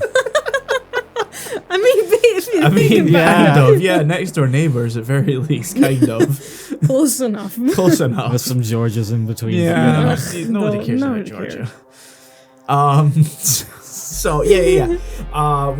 We eventually landed on the Texas Chainsaw Massacre, which was not even my suggestion. I don't think. I think Was someone it else. mine? Yeah, someone suggested it, and think it was Melina went, me. "Oh yeah," and I was like, "I'm sorry, what the fuck?" But to be fair, the original Texas Chainsaw Massacre is one I was sort of interested in because Yeah. I can do I can do better with sort of older Yeah. horror. Again, I still have flat out rejected Exorcist, and I'm sorry. Yeah. I just found it funny that you both flat out rejected The Exorcist and then were like immediately like Texas Chainsaw. Texas Chainsaw Massacre, the one that came out the year after, and totally just like redefined Slasher. horror and slasher, made the slasher genre pretty much. So I was like, I guess. I don't understand you people. Yeah. There's just certain things that creep me out too much, and I'm like, oh, guy with a chainsaw, I'm good. That's Yeah, the fine. one with more realistic weight to it. You're Yeah, like, yeah, yeah. sure. Yeah, I don't know. Look, if you ask me for next year's movies, I might just say yes to Exorcist and Okay. we'll outvote Melina. I'm a little sad we didn't get to do The Exorcist. Granted, it got delayed, but the 4K version's out soon. It was initially meant to be out in time for us recording this, and then it got delayed a week. So So, you know, it was meant to be. meant to be in the end, yeah. Next year. Next year. So yeah, we're not even talking about the movie yet. No, No. Texas Chainsaw. So yeah, Texas Chainsaw. what I knew about it was that people considered it a very slow-paced movie. Yes. Yeah. Which, when watching it, I didn't notice until the third act. I think it's slow is an interesting way to describe pacing in a movie. I think people have a lot of negative connotations to it, and I'm kind of casting back to actually our first episode of Anime Lane where we talked about Ghost in the Shell. I think it's more of like a steady pace. I think it's perfectly placed. Yeah, so Yeah. like Ghost in the Shell is deliberately paced in a certain way, and Texas Chainsaw is steadily paced. It Yes. ramps Yeah. everything up slowly. Slow isn't the best word No. to describe it. I still think the third act, it's either just too long or it goes up and down too many times. Yeah, that's when it really becomes the roller coaster. And you're which just I think kinda it like- works well, but I can Yeah. understand. But for me, it loses the momentum it's been building up to. You lose it. And Yeah. you get it and you lose it, but you'll never get to that initial peak you got after the second act, because that's how it naturally progresses. I think the big problem is her sort of like escape through the forest and then getting to the gas station. And once she's captured, I think there's too much of like a gap in the pacing Yeah. for when everything ramps back up again in her escape, to the point that I was kind of a little bit distracted before we got to like the iconic escape Dinner scene, you yeah. know, Yeah. the dinner scene, and then, you know, the escape where she Yeah. gets in the back of the truck and you have the iconic bit of Leatherface, you know, Mm-hmm. waving the chainsaw and stuff. Yeah, I liked the movie overall though. Yeah, I was surprised how much I Yeah. liked it, and qualitatively, I thought it was really good because I know, at least from what I know and have heard, like horror can just be bad, but the scary elements are good. Like the actors Yeah. are shit. You don't know any of them. The storytelling, but the scary parts are done very well. Yes. Yeah. And here, I'd say a lot of the basic elements were done really well. Yeah, Absolutely, yeah. I'd say there's only really like one, I think, moment where I thought the acting kind of I had a few little as bit. well. Yeah. But overall, like, having seen a lot of horror, having seen a lot of tense but shittily acted horror, it's definitely on the good side of it. Yeah, no, for sure. Because what I'll say about like the main actress that gets captured all the way in the end, I think the scared part she does really well, but her delivering lines Yeah. is not great. I think that's maybe why she's not really like a forefront thing No, until exactly. Yeah. the second act, when she goes looking for Yeah, you know, exactly, 'cause- everyone else. Yeah. Throughout the movie, I was like, oh, she's really bad. Why is she one of the main characters? And then when she gets to the screaming, the crying, the Yeah. hysterics, I'm like, you do that well. Yeah, Fair yeah, enough. Because I was talking You're a to good- Manuel about it, and I was like, I wish they switched the two girls because she's so much better. But then at the end, I'm like, no, it's fine. Yeah. Yeah. You're fine. She's a good victim girl, but Yeah. like as an actual character, yeah. I'd say both of the like principal like girl characters aren't well portrayed by their actresses Yeah. until the screaming parts. Yeah. I'd say that the horoscope one is a little like awkward in her delivery sometimes, and the way she Yeah. kind of just cuts in to stuff. And it's Yeah. like, oh, okay. It's very much, this is what the script says. Yeah. Yeah. Not let it flow nicely, but it's say. Someone's finished the line. Hey, it's my turn. it makes her seem like that in the universe she's just socially dumb. Yeah. Like, she's Yeah, not supposed exactly. to be. Yeah. Yeah.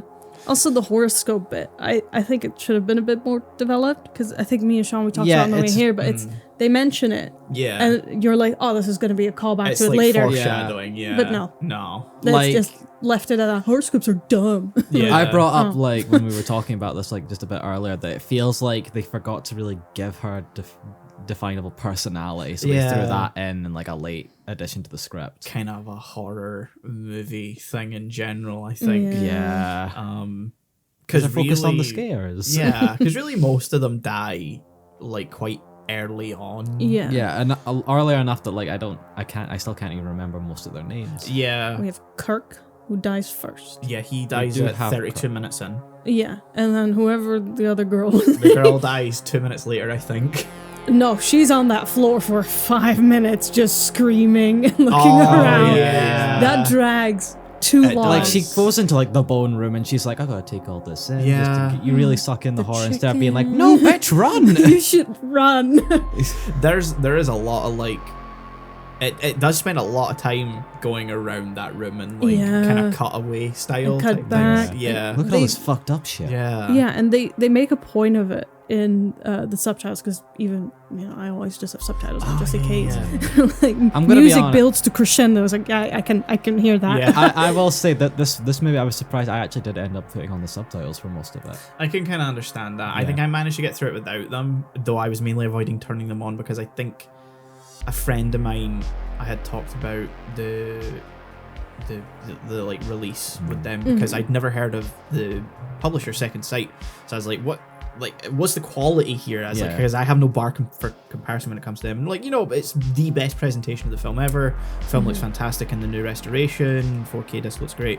Subtitles are shit though. I was like, oh, okay. I think there's some times where they're not like accurate to what they're saying. Yeah, I did notice maybe, that because yeah. there were parts, I took note of this when I was watching it with subtitles, that like they're clearly saying something, but the subtitles aren't displaying anything, so Yeah. it gets lost in that. It's usually stuff that you just sort of mumbling anyway, Yeah, it's but like, Which oh, kind yeah. of- there's you know- people talking all over people, which is kind of why you put on subtitles. Exactly. Yeah. So, yeah, they're not the best, I kind of thought that. but I still had to sort of put them on because if I Yeah. didn't, I couldn't understand what everyone was saying because Yeah. the sound mixing, it's not bad, but like, Yeah. it's very garbled. I would say between the mono and 7.1 mix that's on the UHD, there's really no like bump in the Okay. dialogue quality. Okay. Probably because they are taking it from a mono source, so the point of Yeah. doing a 7.1 mix is kind of lost. Yeah, There's not much you're really able to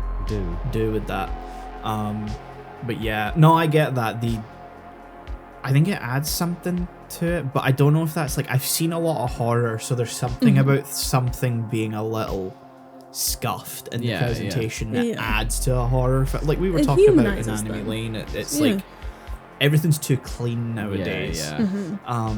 So a bit of wonky mixing or garbled dialogue can kind of add something. Yeah, especially in like this film, because I feel like that sort of wonkiness and sort of grit, dirt to it. I'm not sure. Yeah, I think there's a grittiness or like a griminess Yeah, to it. yeah. It's like rough around the edges. Yeah, you know? which- like it's polished, but it's still a bit rough. Yeah. Works a lot for like the tone of the film and like what's Absolutely, going for. yeah. I think shooting on 16mm, which probably was more a budgetary thing. Yeah, because this was very low budget at the time. Yeah. Definitely played into its favor. Like that layer of grain that's there just absolutely kind of makes part of the movie as tense and as Yeah. scary as it is. You can like sort of imagine yourself watching this like an actual like projector Yeah. and stuff.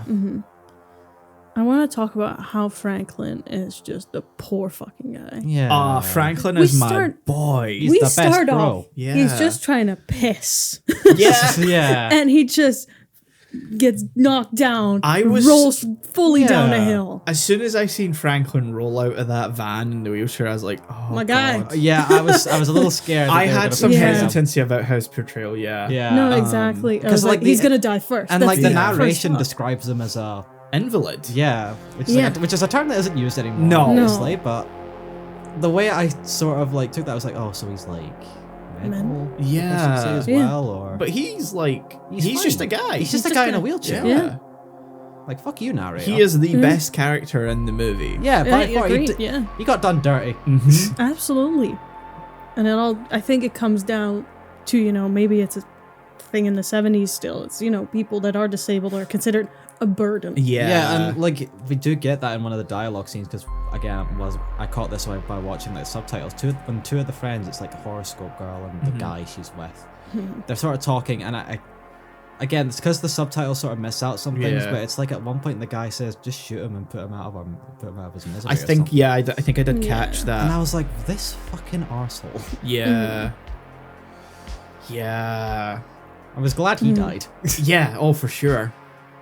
And it's just, it seems like very casual negligence of like what he can and can't do. Yeah. Because they went into the old house and, And they have that everyone scene. was upstairs and Yeah. he's just Yeah. sitting there like, Yeah. They're all having fun up there. yeah. And I think it's a nice way to showcase he's kind of like the outsider in the group, but I wish they just explored that a bit more. Yeah. I also think it mismatches with how we see them interacting in the van as Oh, well. yeah. Because there's a big build up to them getting to the house. Yeah. Where we see them in the van. They're kind of, all laughing, having a good time. Obviously, they bring in a crazy guy and it gets a bit weird. Yeah. But We'll get there.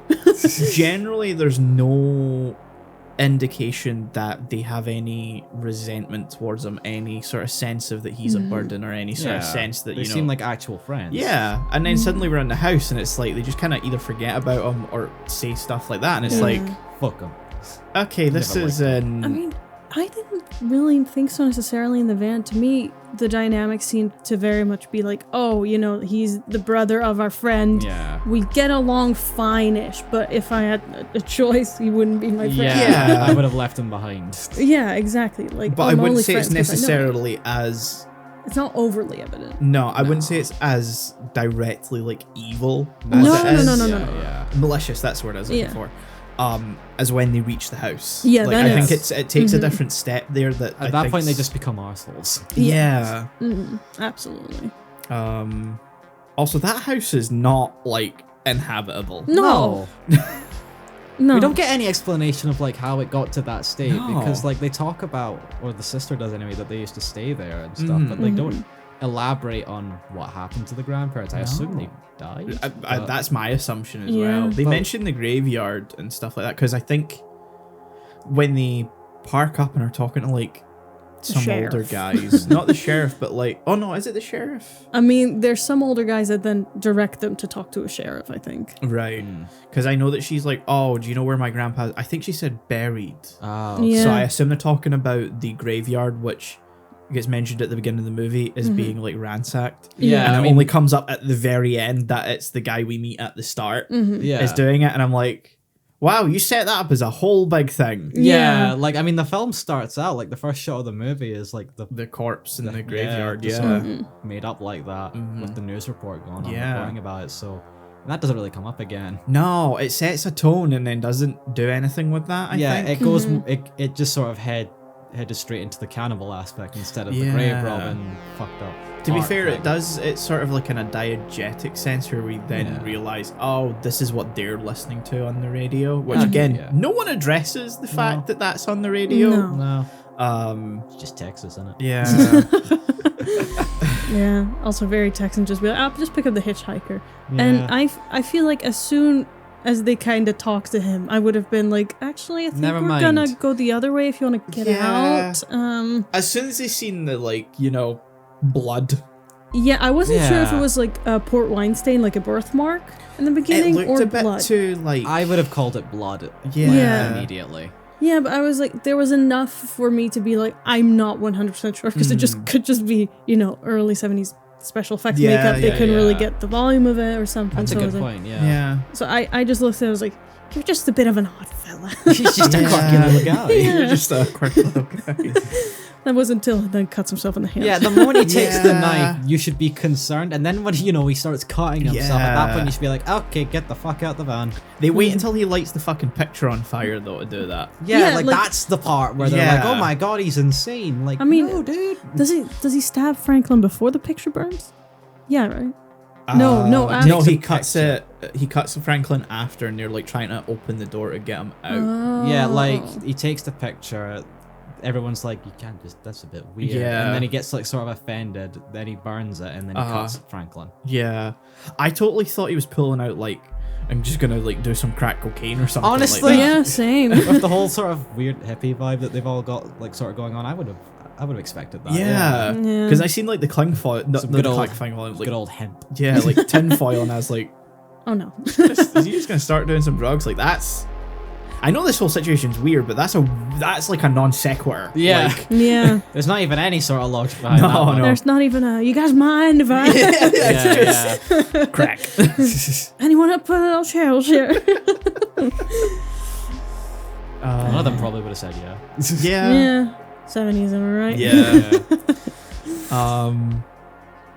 But he was a very weird character to introduce, and He I never like. comes up again until the end. Either. No, exactly. Yeah. But He's still on his way throughout most of the movie to the house again. they make an emphasis on showing you his teeth. Yeah. And then when we finally meet Leatherface, we have a shot where it's zoomed in on his teeth, He's which sitting made in me the- believe yeah. it was him. I get that. I get that. Yeah, Because, they were just messed up teeth. I wasn't sure if it was like, is it the same structure? I wouldn't know, but there's a reason they would zoom in on it. Yeah. Because, when I expect a movie to terrify me, I just go into over analysis Yeah, mode. yeah, And I'm yeah, like, yeah, yeah, okay, for everything. let's have a moment and look at the shot. What is it telling us? I do it with a lot of movies, but especially with horror, I go into like detective mode, just Same. like Yeah. Yeah. searching for any sort of connection to anything whatsoever. Yeah, just to be like, I'm not invested. I'm analyzing. Yeah.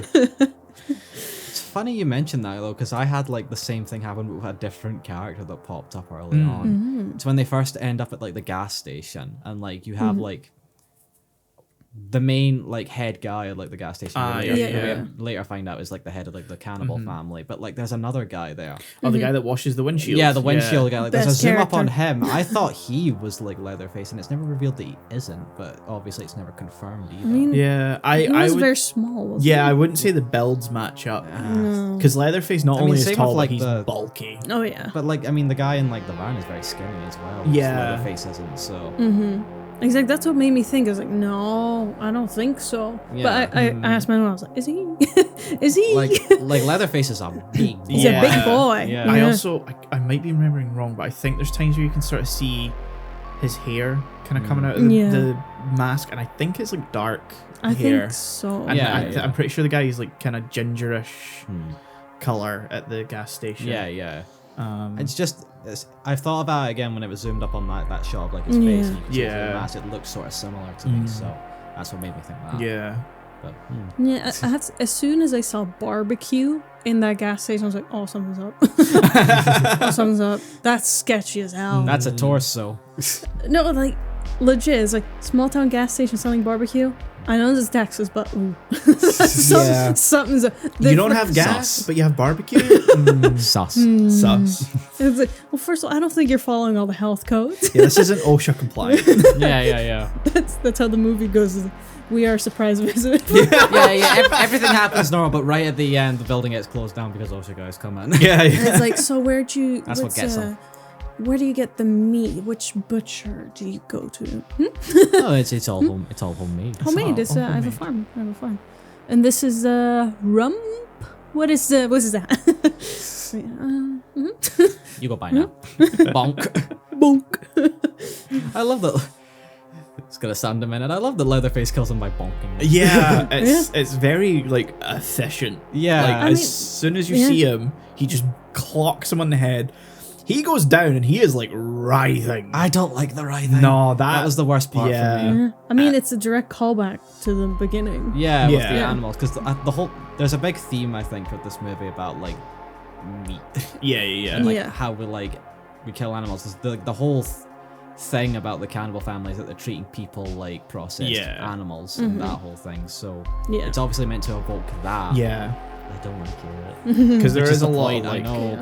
but there's a lot of animal skulls and stuff Yeah. in that room and up and display stuff. So yeah, Mhm. it's there is like an overriding theme of that there. yeah, like the biggest scare I got from this movie, which wasn't a lot, and even it wasn't like the scariest thing ever, but it's the icebox part. With, like, the Oh, girl where she in like it. wakes up. Yeah, and almost like a zombie, like sort of like Mm. wriggles out and then just sort of collapses again. Yeah. That's the freakiest part of the movie for me. Meat hook. Oh, me. Oh yeah, where she gets put in the meat hook. Can't do it. That's a close second. No, I can't- think that would have been worse if it had a sound effect attached Yeah. to it. Yeah. No, exactly. That's. I just looked away thinking I would hear it, and when I Yeah. didn't hear it, I was like, really? Come on. I remember checking between both mixes on the disc just to be like, did they? They No, should've. okay, there's just Come on. nothing. Because that's the part that I hate about it. Yeah, Well, there's 'cause nothing. Yeah. That you can't hear it, and that I'm so used to seeing it because it's something that happens in Yeah, films. yeah. It's a disconnect, yeah. Yeah, and I'm like, why not? Come on, that's the part that grosses me out. Yeah. They Come also on. cut around it as well. Oh, absolutely, So, yeah. I think that's what helps, like, it's very effective, because, like, despite the title, it's not very gory. It's really not. No. No, It's very tame They compared to cut- what you think. they cut Definitely. around a lot of stuff in Yeah. the film, or like have a cutaway to Yeah. something. Like I think on occasion there's maybe like a cutaway, like an animal or something like that. Yeah.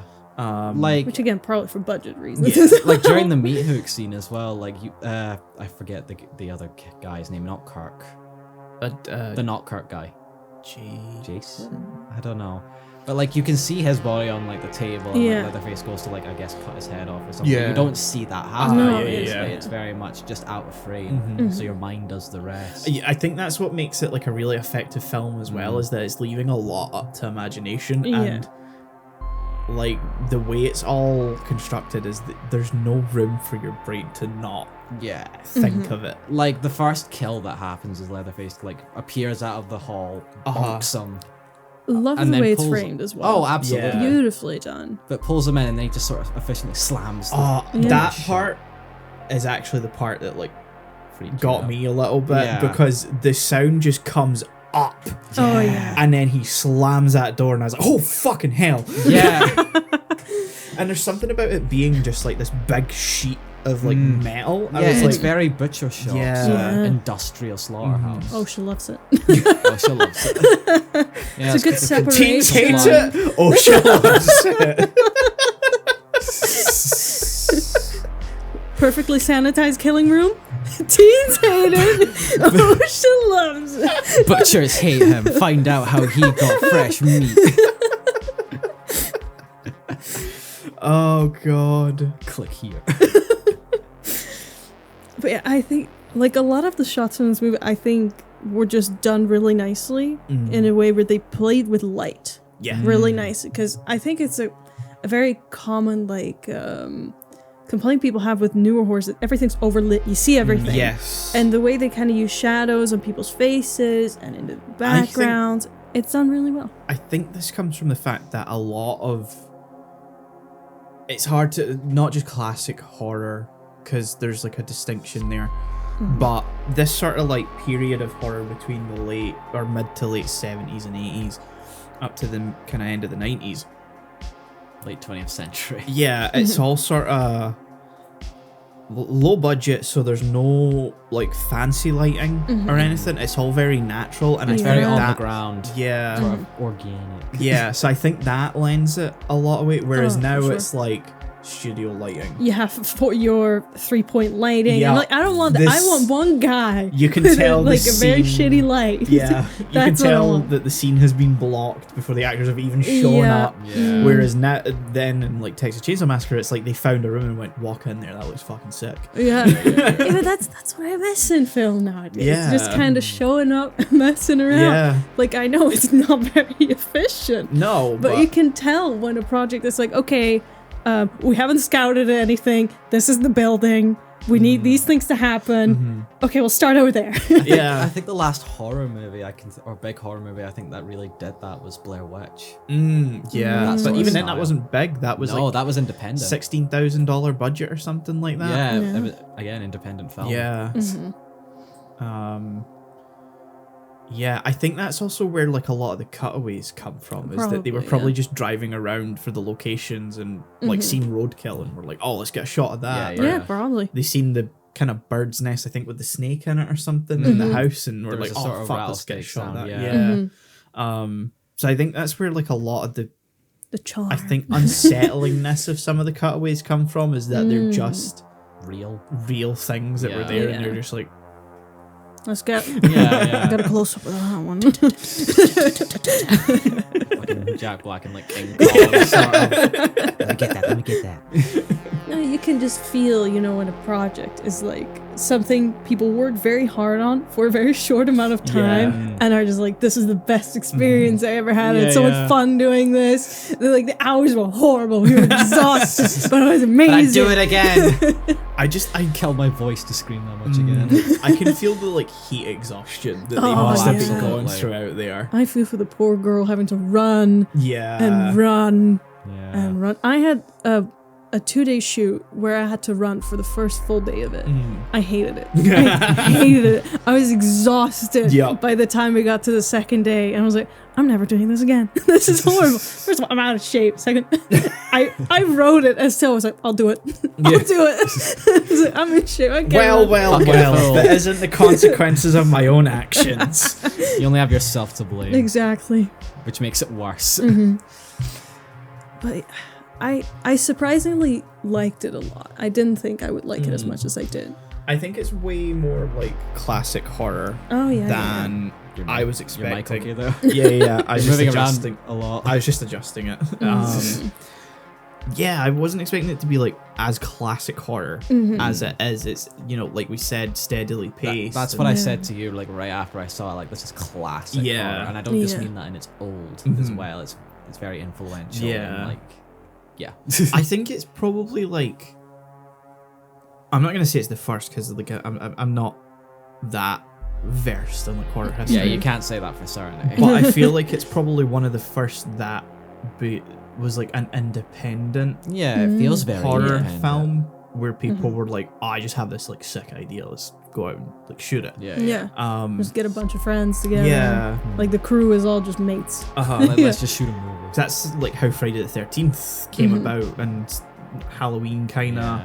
Yeah.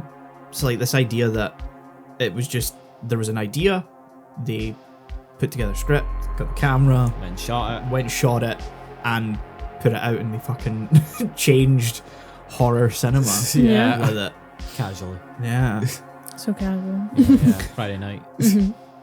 But I think the most significant scene or sequence to me, even though I think in the pacing it was, you know, a bit weird, was the dinner scene. Yeah, Because, yeah. you know, again, we have the build up and up and down and up and Yeah. down. So, like, I would have liked it a bit earlier, just maybe. yeah. The movie didn't need to be shorter, you know, but it was just that it went I- up and down, up and down. I think the dinner scene would have been better placed the first time she went into the house, rather than yeah. seeing like the two skeleton taxidermy Grandparents. corpses up in the like Yeah. that room. I think it would have been better if she ran in and like someone came out and like grabbed her or something. They're sitting like at that. dinner, it's like, pardon? Excuse me. Would you like to sit down? Like that could have been a good opportunity for the brother to show back up. Yeah. Yeah. Like come out, exactly. grab her, and tie Yeah, her no, up or exactly. something like that. I think that would have been more effective because, Yeah. you know, we had the whole go around. Yeah. And it's just a bit long. Unintentionally hilarious at one point when the zombie granddad keeps dropping the hammer. I Oh, kind of yeah. laughed at that, and I'm not sure how I was Yeah. supposed to. No, it's 100. I think you're supposed to. Okay. Because they make this whole spiel like the best killer is your grandfather. He Yeah, killed he can so do it. many in a minute. And then they're like, let him have another kill. Handed him a hammer and he can't even hold it. Yeah. Because I'm assuming this guy, you know, is like 100 years old. I mean, look at them. Yeah, Yeah, he's a exactly. fucking zombie. Yeah, like he cannot move anything. So there's these very excited children. Yeah. Children, they're like 20 somethings, I but mean, you know, they- mentally. Mentally. Yeah. They just grab a hammer. This girl's screaming. Yeah. Their head is being held over a bucket. And Grandpa just drops it to the ground like, try again. I Come was on. honestly expecting like the grip to like loosen on her, and I'd just be like, "Can you just get on?" Yeah, sorry, can we just do that account? Yeah. Gotta say, the whole zombie granddad part, that was very effective. Oh yeah. Oh, yeah. Like I thought he was genuinely dead. So did Yeah. I. There's a part where they, I think, show him as like a skeleton as well, and then Yeah. suddenly he's not, and I'm like, What? wait, what? Like he just sort of wakes up from like the blood. Wakes up in the Yeah. blood, and I was like, "Oh God, he's alive!" Because it's like the brother goes upstairs, grabs a wheelchair, and he's like about to bring it down, and there's like this close up on the whoever's in the chair, and it's like an actual skull and like an actual skeleton. And he's like, "Come help me with Grandpa," and I'm like, "Sir, that's a skeleton." Yeah. And then he brings it downstairs, and when they're in the dining room, he's suddenly like the kind of very Very much a leather- mask. Yeah. And I'm like, the fuck just happened? Also him sucking blood from her Yeah, hand. yeah, That's creepy in a good way though. yeah. To the point where you're like, I am so uncomfortable. I love it. So well done. I Yeah. don't, but I don't love it either, but you know, I get what you're saying. I get what you mean. It's like I love horror, but that like genuinely made me. Yeah, I didn't Yeah. like that. Well done, but oh, I hate you. Yeah. Dracula's the next one. But yet, like, the reason I wanted, because I think I'm the one who was like, I want to watch Texas Chainsaw Yeah, you Massacre were. first. Because I was expecting to be terrified by this. Yeah. And then I was like, and then the day after, I'll watch some Camp Dracula to kind of ease my mind. But this, like, I was fine afterwards. I just sat there. I was like, wow, it was actually really good. Yeah. yeah. It's a good movie. Yeah. There's a lot of will he, won't he's, but I think it works. Yeah. It's a bit, sometimes you get a bit, just get on with it. yeah. Do it already. Yeah. 'cause Get on with it. like as she runs out of the house at the end, you can tell both Leatherface and the other kid. They can catch they up. can catch her. Like, You the can guy's, tell they're like- holding back because they, Like the brother is like right behind her, and he's actually right there. yeah. grabbing her, and like at that point you're just like, just fucking do it already. I was like, I wanted to just grab her and yank her down to the Yeah. ground. I was like, that would have been beautiful. They always need the one to get away, though. yeah, Yeah, no, like yeah. I get it. The trope, it's great, but I was like, oh come on, maybe just if you'd given her a bit more of a head start, we didn't have this like close. Yeah. Like him following and like you can just Step it up, man. I've got to admit, by the way, the my lasting thought, like right when the credits roll, I'm gonna be honest, is the truck. What happened to the truck driver? Is he okay? He just ran the other way. He just ran the other way. Oh, yeah. Like, They just left him. truck arrives, truck guy's like, get it, You get think it. he's gonna be the one to get her out of there, but then he Yeah. doesn't. Yeah. He just makes a run for it. Yeah. Understandable. Oh, absolutely. Yeah. But like, where'd he go? He's gone. Yeah, why didn't they He's- stay in the truck? Yeah, he could have Because driven away. like Leatherface uses his chains on the Yeah. truck and he doesn't do anything. He doesn't open Yeah. it. Yeah. Yeah, like, so I was like, I would stay there. Yeah. Personally, would stay in the thing that he can't break. yeah. Just drive away, man. Yeah, just find out away. Why'd you go out the other door? Why Yeah. are you running? Yeah. Why are you running? Why are you running? Also, the relationship between the father and his kids. Like, you can tell it's a very dysfunctional. Oh, it's fucked up. Yeah. Yeah. The entire family structure they've got Yeah. there is very much a twisted, fucked up version. Yeah. But the simplicity of the father telling Leatherface, "You broke the door." Like, You broke that you broke the. Why would you break the door? You It just stupid bastard. humanizes it in Yeah, a way where yeah. you're like, well, yeah, it is someone with his thoughts. Yeah. But he's Yeah. also killer chasing. Rah! It kind of adds to the fucked upness of it all. Yeah. Yeah. That's such a human thought. Yeah. Because humans are scary. I think that's the genuine sort of message of the movie. Yeah. Yeah. Texas humans are scared. Texas. Yeah. America scary. Yeah. America scares me. Southern America. The South, am I right? Look. I want to go to America eventually, but there's parts of America I don't want to ever go to. Yeah. No. An interesting trope that didn't show up that I had on the bingo card, so to speak. No one fucked. Oh yeah. Yeah. That's a big trope for we, these we were Yeah. hinting at it. Yeah. They were like, but let's I don't go think, to the like, Yeah. Pool, There was water. It no. never happened like directly. I was also and- expecting there was it. no Yeah. super forefront sexualization. Yeah, which Yeah. I sort of like. You come to expect with slasher. Yeah, horror. especially like Friday the 13th and stuff. Yeah, like which that. It's now that I think about it, might have been the one to I- kick start that. That's usually the Maybe. series I think of when I think of Yeah. that sort of trope. Because it is a trope, and I think they hinted at it a little bit. Yeah. What I like about this movie, no sexualization of women. No, Yeah. there's None. none at all. None. And they're dressed like one's wearing a halter top, Yeah. full bareback. You know, you could have some very sexually suggestive shots of that. No. There was one sort of shot No. when both of them are at like the sort of vending machine sort of thing. Yeah. At, like the gas station, there's like an undershot where you see like, but there's very much an ass shot. Yeah. But Yeah, but beyond it's that- like it's not even very shorts. I No. think. No, it's not I even think very that's- sexualized. It's and- just sort of. An interesting thing about the film is that there's not really a lot of close-up shots. No. It's No, all yeah. very kind of wide.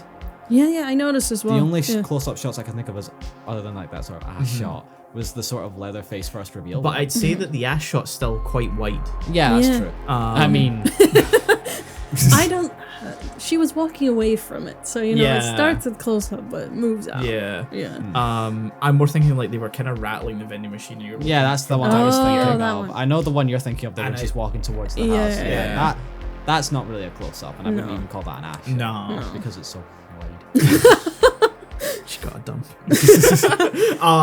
But I think none of the characters were like portrayed in a way where you're like, wow, they're attractive. Yeah, They were all yeah. just kids. Yeah. It's like, were they like a bit attractive? Like, if you'd see them IRL, you'd be like, yeah, they're a good looking person. I guess for like the 70s maybe. Yeah, 70s Yeah. maybe, but Yeah. They're just normal people who are just slightly more attractive than average, but they're not, you know, Yeah, Margot guess. Robbie. Yeah. yeah. Which is what we always see It's nowadays. not some of the like actors and actresses that you see in other later horror films and slasher films in particular, where they're like Models. fucking supermodel, Yeah. Yeah, it's like caliber, who also Megan have Fox supermodel type, yeah. acting skills. Yeah. God, any other comments? I don't know. I had something, but I've completely lost it. Oh.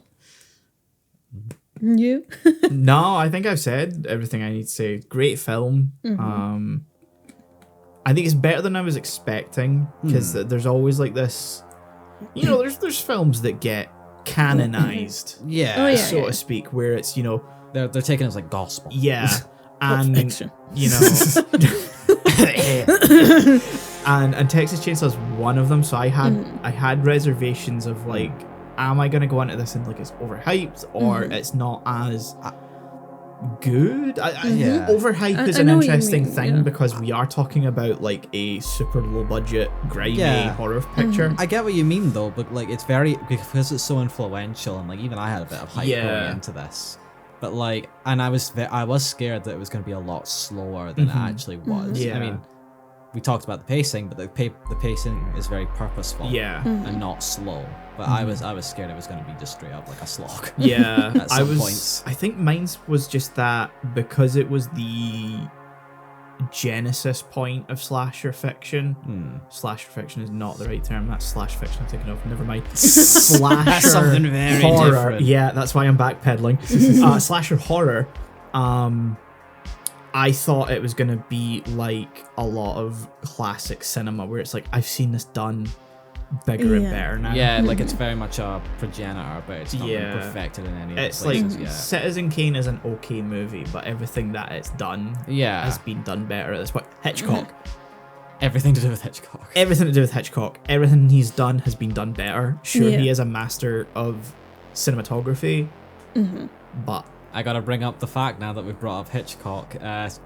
This movie was inspired by, I think, the actual killer, like Ed Gein. Ed Gein, Yeah, who was also the killer that inspired Psycho. Psycho. They're two very different movies Yeah. with completely different plots. and also but there's a connection there I always Yeah. find like a neat little horror fun and fact. Buffalo Bill and the Silence of the Lambs. I Yes, think. Yeah. yes. Again, very different Yeah. movie. Yeah. So that's Texas Chainsaw. I think we I've Yeah. seen all three of those now. yeah. That's funny. So scores, I feel like, are a difficult one. Yeah, it's hard Yeah. to score this It's one. not something we have much precedence for Napcast, and I feel hard pressed to because I don't really generally score movies most of the time. So it's Yeah. weird. I'm not sure how to. I don't know where my bar is on this. Yeah, I mean, there's sort of like, I think for me, like, what I personally enjoy out of Yeah. it Yeah. versus like how much of a good film it Yeah. really is. Yeah. If I had to score it, I'd probably give it. This feels kind of low given all the praise we've just been giving it, but like a 7.5. And I get Yeah. that. Yeah, I was also gonna say 7.5. yeah, I think if we're talking, from the perspective of a piece of cinema, I'm gonna give it an 8. But on an No, that's enjoyment honest. scale, I'm probably gonna give it a 6.5 or a 7. that's fair. Like, Okay. I do enjoy it. It's just, it is a Yeah. bit slow, but like we said, it's very purposeful. It's just there are some things that could have been done better, I think. Yeah, no, exactly. Absolutely. So yeah, that's Texas Chainsaw. Wow, yeah. Techie Chainsaw Massacre. Sticky. And then to follow that up, all our praise for this. Oh, Dracula. Yeah. Bram Stoker's Dracula. Dracula, directed by Francis Ford Coppola. Okay, first off, right off the bat, I did not expect this to be that fucking campy. No. No. Over the top. Or No. romantic. No. I was expecting more gothic horror. Yeah, I was really expecting, very gothic elements. I and, say you know, that, the clothing. Nope. I also want to say, I don't think it's a bad movie. It's not bad in that it's badly made. No, it's very competently made. It's Yeah. just like, It's just, Coppola, what the fuck were you on? yeah. Acid. I don't even think that, like... To me, it's I've got sort of weirdly enough, I've got like sort of passive knowledge on the book just through like of osmosis online Yeah, and yeah, stuff yeah. that like I can tell that this very much feels like he's stuck up very closely to the book, but at the exact same time he's added a lot of his own interpretations. Yeah, Like, you so- mentioned that a lot of the romancy stuff. Yeah, like the was- entire reincarnated love like plotline thing, which is a big chunk of this movie, Oh, was yeah. invented by Coppola. Which feels like an odd thing for Coppola of all Yeah, people to I know. add. Yeah. I can't remember and like if the original story of Dracula has a sort of romantic fling with Mina, but it's definitely not as stated as much as it is in Yeah. this movie, and the whole reincarnated love thing, which is really weird. Yeah. And not fully. It's given up a lot of focus, but it's not really explained. No, No. It's just kind of dropped in. Because, like, as you mentioned, it feels like he's sticking to the books a little too closely. Yeah, because And- like they. Yeah. There's the whole narration is like stuff from like people's diaries and stuff, and that's because in the actual book that's how it's like written. Yeah. Like it's all Yeah. diary entries. Yeah. So like it's stuck very closely on that, but like he's obviously bloated it a lot with his Yeah. own Yeah. stuff, Which which he makes, then drops in the second act. yeah. Yep. He just never mind. Yeah. Because it reminded me, because I read Frankenstein and talked to you guys about it exclusively, how it's really funny if you try to just imagine taking it literally. And that's what this film felt like. Like, he Yes. read the book and was like, oh, he's climbing the wall? I'm gonna make him climb the wall Yeah, yeah. in the silliest way. Yeah. And just, that's what it looks like. It looks ridiculous, but That- there you go. That and the part when he turns into a bunch of rats feels very much like poetic language. He Yeah. took very Yeah. literally. Yeah. Again, like, you know, there's certain things we attribute to vampires and stuff nowadays that I think a bunch of rats is not the direction you go in that scene. Yeah. It's a bunch of bats. Yeah, like, I was expecting bats. Yeah. Yeah, Not like- just a whole conglomerate of rats. Just A pile of rats. yeah. The thing about vampire lore, to talk like I'm a fucking expert, because I guess I'm the Van Helsing now. Yes. In the actual like Dracula book, a lot of like the stuff like being burned by sunlight and stuff, and the main transformation being a bat wasn't really codified in that. It was more later like interpretations. Like vampires burning up in the sun was actually first like invented for Nosferatu, like in the Yeah. 20s. It's not in the actual book. He's sort of weakened, but he still walks around. That and does stuff. get mentioned in the Yeah. narration. Yeah, I which- think it's one of Van Helsing's narrations. Yeah, which I'm very much added in the movie, so Coppola can say that's why he's walking around during the Yeah, day. yeah. Yeah, but Looking I- like Johnny Depp. Yeah, like, I it think really that's does. fine to add things like that because we are so used to what we think we know Yeah. about Yeah. vampires. If, Pop if culture there's vampire. any rules that they traditionally won't have, you have to mention it. Yeah. Yeah, because it's just gonna be weird. Because like, he's a vampire. Oh come on, he's a vampire. Why is he Yeah. walking outside? So he can. Okay, he You can do can't- it. And like I Guys, read the get, you know, if book. you're wanting to take some of the traditional elements from the book, that's fine. But I also think some of the creative liberties that we've had post it are have sort of improved it a lot. yeah. Yeah. I'll tell you what wasn't wasn't something that he invented. Something he invented for the movie and didn't string closer to the book. Wolfman. He Yeah. becomes a wolf. He doesn't become a wolfman. I So hate there that are- scene so much. Yeah.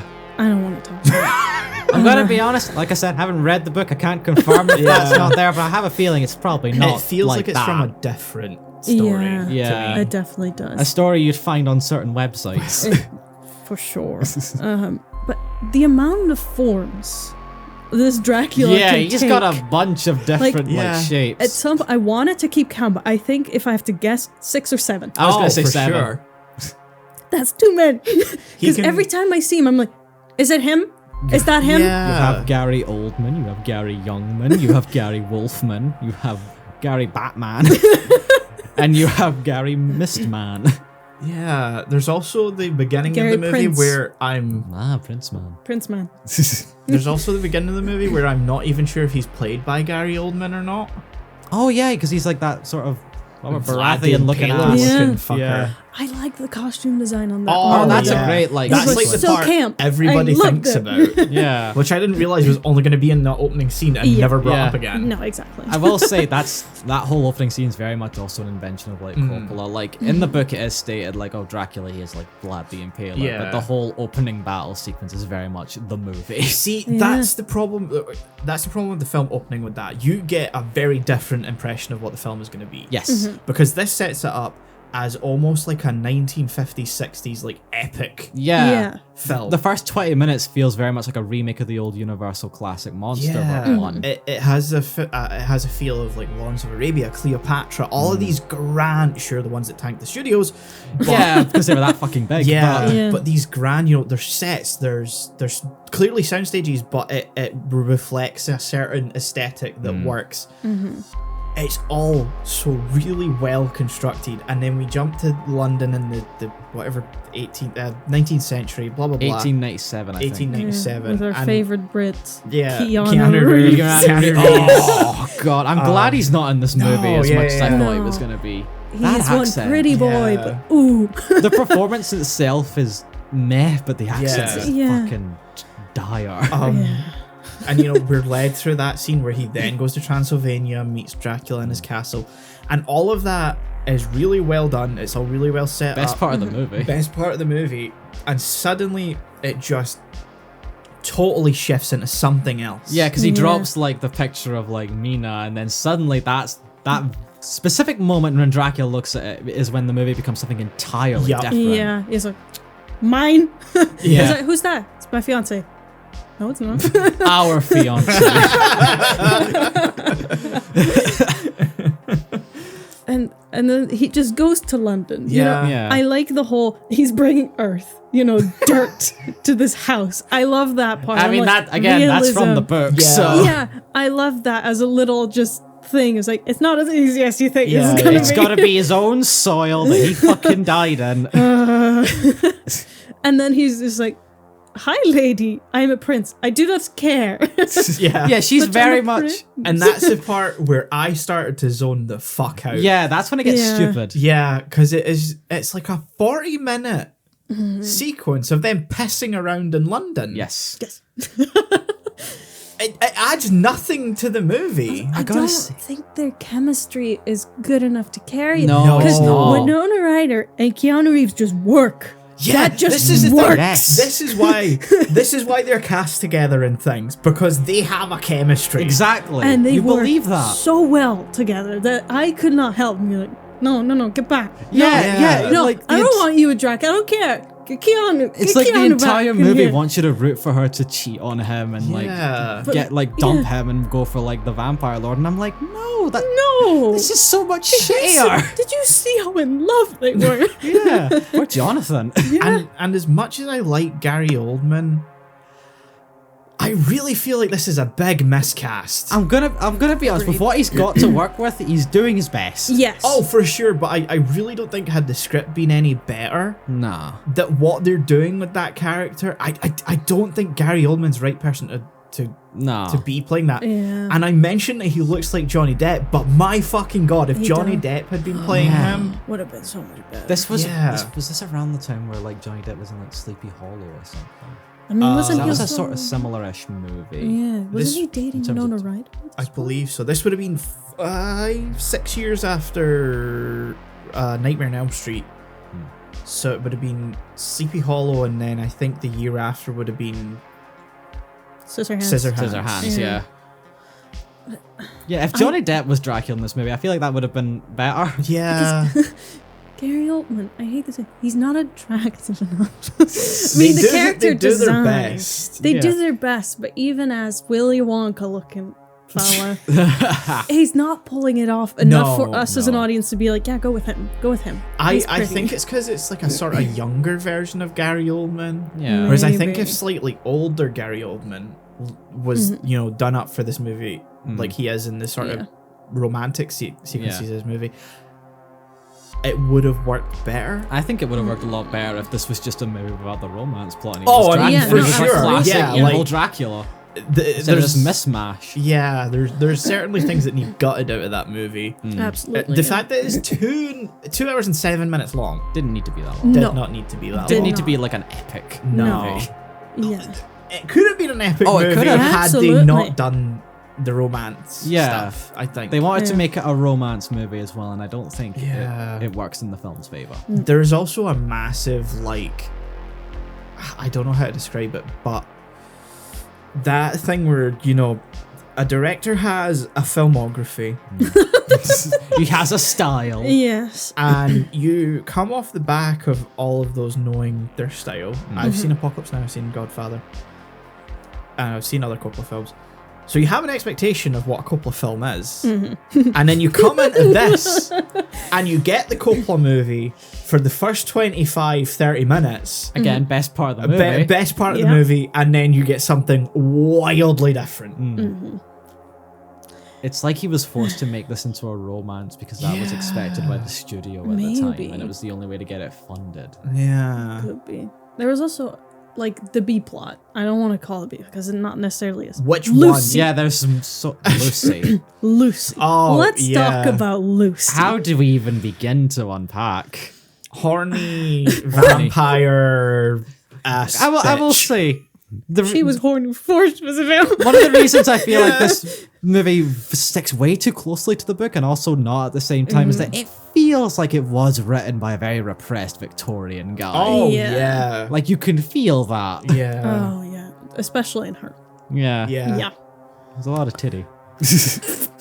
It's the fact that there's one Yeah. hand-wavy line of narration where Mina's like, she's a virgin. And I'm like, I I don't think so. well, yeah. I think she lied to you. More importantly, why is that important? Victorian era. I mean, you have the whole purity culture thing back then, I suppose. Yeah, especially in the upper class. Yeah. I guess, but like, It did was- that need to be there? No. No. Granted, did Lucy's whole thing need to be there? Did No. Lucy need to be there? Did Lucy need to be there? No. What I did really like was Van Helsing's relationship with Lucy, where he was like, yeah, vampire, and then he's like, oh, she's dead. Let me chop off her head. And they're Yeah, like, yeah. what? Anthony Hopkins carries the second half Yeah, of he's this loving movie. every He single does. second He of this. grabbed it and put that on his fucking shoulders, like 100%. Jesus. Because he does not give a shit that this is a romance No. movie. He came here for Dracula. He's The- going to be in Yeah. The Dracula. fact that he disappears for most of the film and then just shows up with one piece of narration, goes, I'm Van Helsing, by the way. And I was like, I'm sorry, you're And then rude. suddenly I came into this. Sold. Let's go. And then suddenly I came into this fucking story. And you might be getting who's that? Well, it is me. I love the part where they go into like Lucy's grave and whatever, and like the fiance is like, "You're just gonna dig her up," and he's gonna be like, "Well, if she's a vampire, we're killing a vampire, and if she's dead, she's dead. What's the harm?" I quoted that like directly Yeah. to you the other night. Because it's He's- such a he's- funny interaction.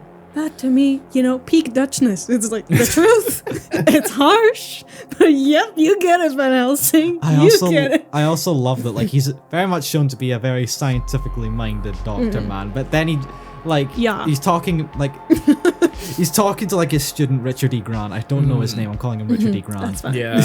And he's like, think about this scientifically, and then Richard E. Grant. So some guy just came in, flew in, sucked her blood, and then flew away again. He's like, yeah. Yeah, why not? And I'm Yeah. just like, this is a man of science. No, to quote him directly, he says, sure, why not? And I'm like, no, you can't Because just this- Jim Carrey this. My guy, this goes against all of your fucking teachings. How are you able to comprehend this so easily? And before they even go to dig her up, they're at her funeral. She's there in the casket, and he just kind of ushers over his student, and he's like, oh, I need you to bring me some Stuff. post-mortem tools. And he's like, an What? autopsy? And he's like, no, I just want to cut her head off and Yeah. take her heart out. Oh. And the guy just walks away, and I'm like, yeah. Makes sense. Fuck it, I'm Sounds not to getting me. paid enough today.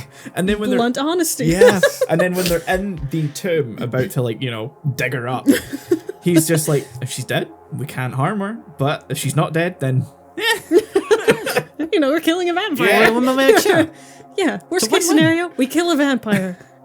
Best case scenario, we kill a dead woman. But no Win-win. effect. and then asked when if she was in pain, he was like, yeah, she was in great pain. Then we cut her head off and drove a stake through her heart. Now she's at peace. Yeah. It's like, okay. I mean, how do you respond to that as like the fiance? Yes. It's like, oh, So, as a Dutch person, good representation? yeah. Yeah. This is like the best representation Yeah. I've ever Yeah. seen. The best part about Seal of that, approval. that Yeah. part of was she in pain? They're having dinner. Yeah. This is Mina asking, and he's just eating, and he's just like, yeah, Oh, yeah. she was in Yeah. great pain. Oh, absolutely. Agony. Pure agony. Sure. That makes Why you feel not? better.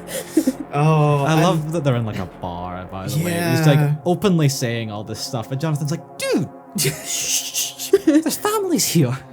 And then we go on a hunting spree for Yeah. Dracula. Hunting Yeah. vampires with the boys. And again, we end up in yet another different movie. Entirely. Yeah. Every act of this movie is completely different. Yeah, it's from the, Absolutely. it's the climax of the movie we should have gotten. Yeah. Except for the Yeah. romance part, like right at the end. Yeah, Oh, no, screw I'd that, say yeah. that the last act is really dragged out though. Mm-hmm. You have them going to Carfax Abbey, Yeah. which sounds like it's out of fucking Dark Souls. Probably a Burning real place. Probably. They go and try and find him. He's not there, I guess. He goes to fuck Where Mina. Dracula? Let's burn all this dirt. Yeah. Okay. And then we chase him to Transylvania. With the Indiana Jones sort of crossfade with the Yeah. train Yeah. and the map. We suddenly end up in Stardust Crusaders for a bit. With the Jonathan. With a Which makes this a Jonathan. JoJo. Yeah, and technically Dracula is Dio, so you know. Yeah, exactly. Vampire. And it lasts so long. It does. It really does. I have to say, my boy the Texan deserved better. I'm gonna be honest. I didn't care much about. How the dare Texan. you? He's He the was. He random showed up, American. rifle in hand. I was like, "Sup?" Look, yeah, he's the American, but past that, I stopped caring. No, exactly. That's all he's good for. Carrying a gun. And boy, does he carry it. Wow. Does he even really? No. Does he get a shot off? Well. Yeah. That's not what I mean, you fucker. Even then, I don't think he does. He gets introduced by being asked, "You got something big to show me?" And he just It's a pulls out a dagger. machete. Which I have to say, best introduction in the movie. Yeah. Better than Van Helsing's introduction. Because we get both a feel for who Lucy is Yeah. and this guy. Yeah. Get a Who's feel just- alright. Sean. We're not gonna talk. Taking a moment's time again. You realise that was on a completely different show now, and it was probably weeks ago. Yeah. No, it'll be like a week before or a week Oh, after. perfect. Oh, okay, cool. Yeah. Okay. Go ahead. But I think the end. They fight in the castle. Ugh. Yeah. The castle driveway. Yeah, the courtyard. I prefer driveway. No. It's such Just to go off of that, I love American the part where like the gate closes, Mina's behind it, and she just goes up the steps. Just go around it. Yeah, like you think she's just gonna be trapped there, just sort of stuck while they're killing her. And like, no, she just goes up the stairs. Yeah, like what kind of fucking protection is this gate? Like, what was the offering? point of the fucking dramatics? Like, fucking gate drop. Oh no! Oh, there's a door. Let me There's just- a staircase right there that takes you right outside. Oh, that's This convenient. man directed Apocalypse Now. So okay, Multiple times. Yeah, well. Miss Ryder, I just need you. The gates are closing. You can't get to him anymore. Just give me that. Okay. Scene action. Perfect. Okay, now if you could just go around. Just go upstairs. Go around. Like no, like over there. No, you can pass there. Yeah. Yeah, No, there's it's just a fully set of open. steps. You go Set of up. steps up. It's very clear. Just get it. Yep. They're There's right a there. pressure plate. The gates will open. Don't worry, they'll close automatically behind Yeah. If you just press that button, and you can go through for a few seconds. Yeah. And at the end, Keanu doesn't give a shit about her anymore. you. No. Honestly, fair. Yeah, I mean, yeah. That's his redemption. Yeah. Because I fuck suppose. Mina. Mina's a Yeah. bitch. I hate that like they're about to like behead him, and Van Helsing is just like, Yeah. nah, Give him time. we're done. This is her No, job I now. thought it and was I'm like, Jonathan. is it Jonathan? I thought it was No, Jonathan that was like, our part's done now. Which is I even think funnier because he's got no it's- authority in that group. I don't I know. want He to says say something. it was, yeah. but I don't think know if it's Jonathan that. says something, but I think it's Okay. Van Helsing that says I our might have job got is mixed done up. here. It's Yeah. it's her work has just begun. And I'm like, what the fuck are you talking What do you about? I do want to mean? state the part right before that when like Mina's holding like the gun to like Jonathan and she's like, when it was my time, would you do the same for me? I was expecting Jonathan to go, yeah, Yeah. it's a fucking vampire. I mean, to be fair, Yeah. he's very much confronted with that question very quickly, and you're just like, Probably. So, Jonathan escaped from the castle, Yeah. ended up in a convent, Yeah. was so ill he turned grey within a matter of months. No, hold on. You gotta remember he was tortured for like what, weeks by vampire oh women. yeah. He had vampire woman one. You know. Yeah. Why Yeah. are they there? I don't know. Sex scenes. Still, And then he he falls turned from the grey. roof. He in a falls span from the of roof into a river. Yeah. Survives this. Yeah, why couldn't the And does Elisabetta the survive fucking this? knock of being at the door, like directly up against it, and just dun. I'm watching that. I'm like, I have seen Keanu do this in another movie, but Yeah. I can't fucking place where. Probably John Wick. Yeah. It is. It's John Wick. John Wick. But I Right, got he's a better character. Does this man know how doors work? Does he just walk up to all of them and just press himself up against it and then? That's just what Keanu does. every director's like, no, let him have it. Let him have it. I think he might do it in the Matrix at some point too. I'll have to watch The Matrix to Yeah. confirm. But it is such a roller coaster of a movie, and I'm happy she kills him in the end. But again, I have mixed feelings. I don't like on that it's out of ending. love. She should have just been like, no, Yeah. exactly. I have so many mixed feelings about that end sequence because it's like it's inferred that he becomes human through the grace of God again because he now loves her. Sure. And Yeah. she stabs him through the heart and it's like, okay, we're done. Thank God. Yeah, exactly. And then there's just this like long pause Yeah. and she pulls the sword out and Yeah, that's too much. beheads him. I think it could have been a nice moment, you know? Stake in Yeah. the heart, walk away. Yeah, Yeah. you know, cut to like the sort of like painting on the roof. Yeah. I could have done without the cut to mural on the roof. I fucking hate that so much. No, I don't I want like the it, but you mural. know, I get that it's supposed to be a poetic sort of bullshit thing. Oh, for sure. I still hate it. Yeah, I hate it too, but I get what they're going for. But you know, the fucking bit campy behead Yeah. scene ruins the whole tension. Yeah. Also, But the vibes are fun. And then we The have vibes. Annie Lennox singing over the credits as well, oh yeah. which I don't think either of you stuck around for. I stuck Nah, out for I just 30 wanted to be seconds and done. was like, I think I'm it done takes here. like a minute or two before her song kicks in. I just was on my phone letting them roll and I just suddenly heard her voice and I'm like, no. I just want it to be done and maybe play Castlevania. Yeah. But it's like it's like a romantic Yeah. song. It's like Love Song for a Vampire. It's called Love Yeah. Song for a Vampire. Great title, by the way. I don't know if we as a society just make vampires attractive, but like, I just, Gary Oldman was not pulling that off. No. I mean, Especially in his old get butt up. hair. Yeah, they gave him butt hair. I don't get his whole appearance when he first shows up as like old Dracula. Yeah. Count Dracula. Camp. Let's call him Camp. Camp Campula. Dracula. And then suddenly we just cut to him in London looking like fucking Willy Wonka.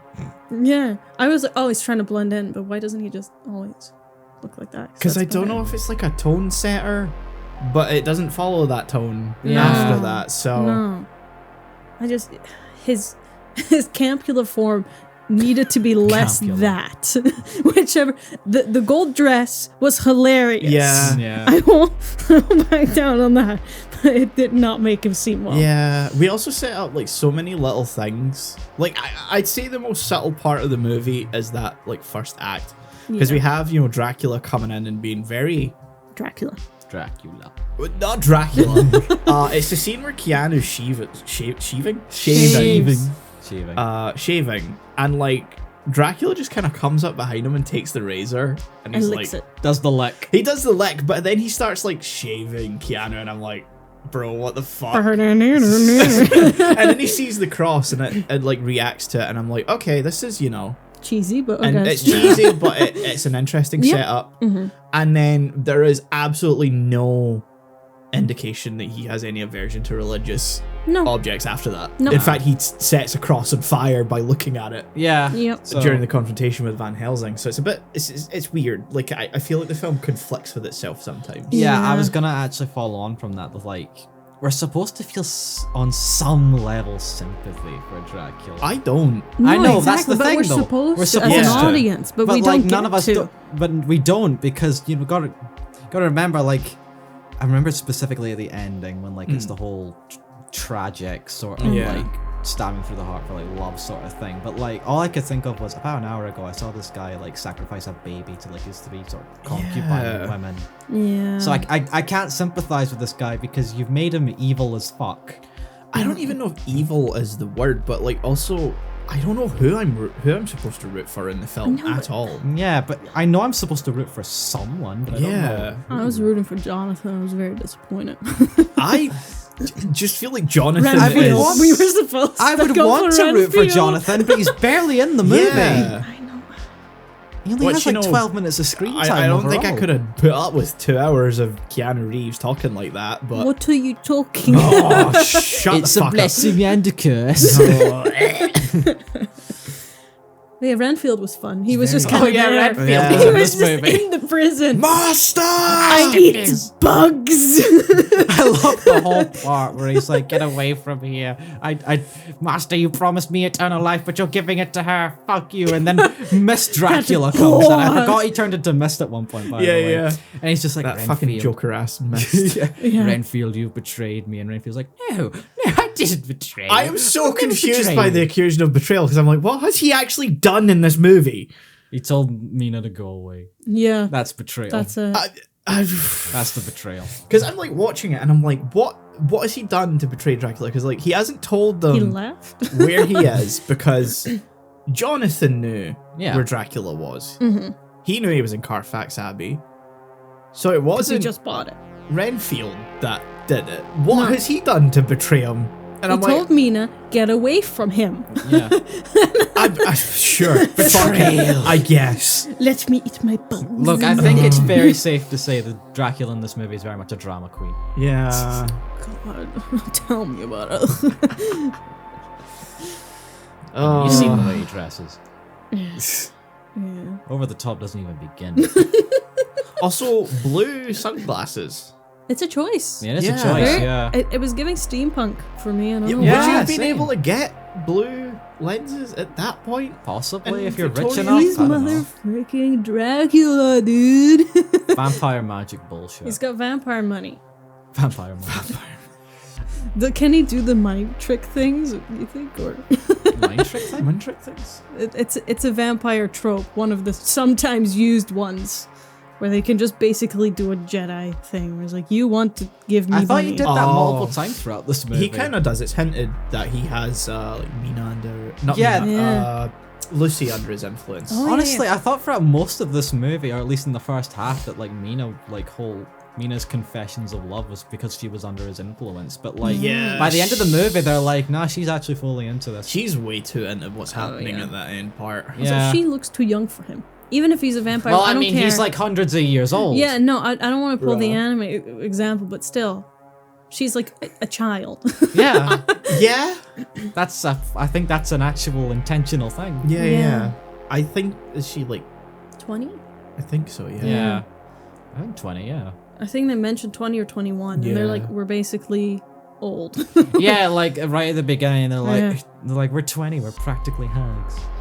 Yeah. Because, you know, Victorian era. Yeah. I mean, they were only like 10, 15 years away from Death. I know. yeah. Good on him. This fucking movie, man. yeah. Yeah. I would see myself rewatching it just for the vibes.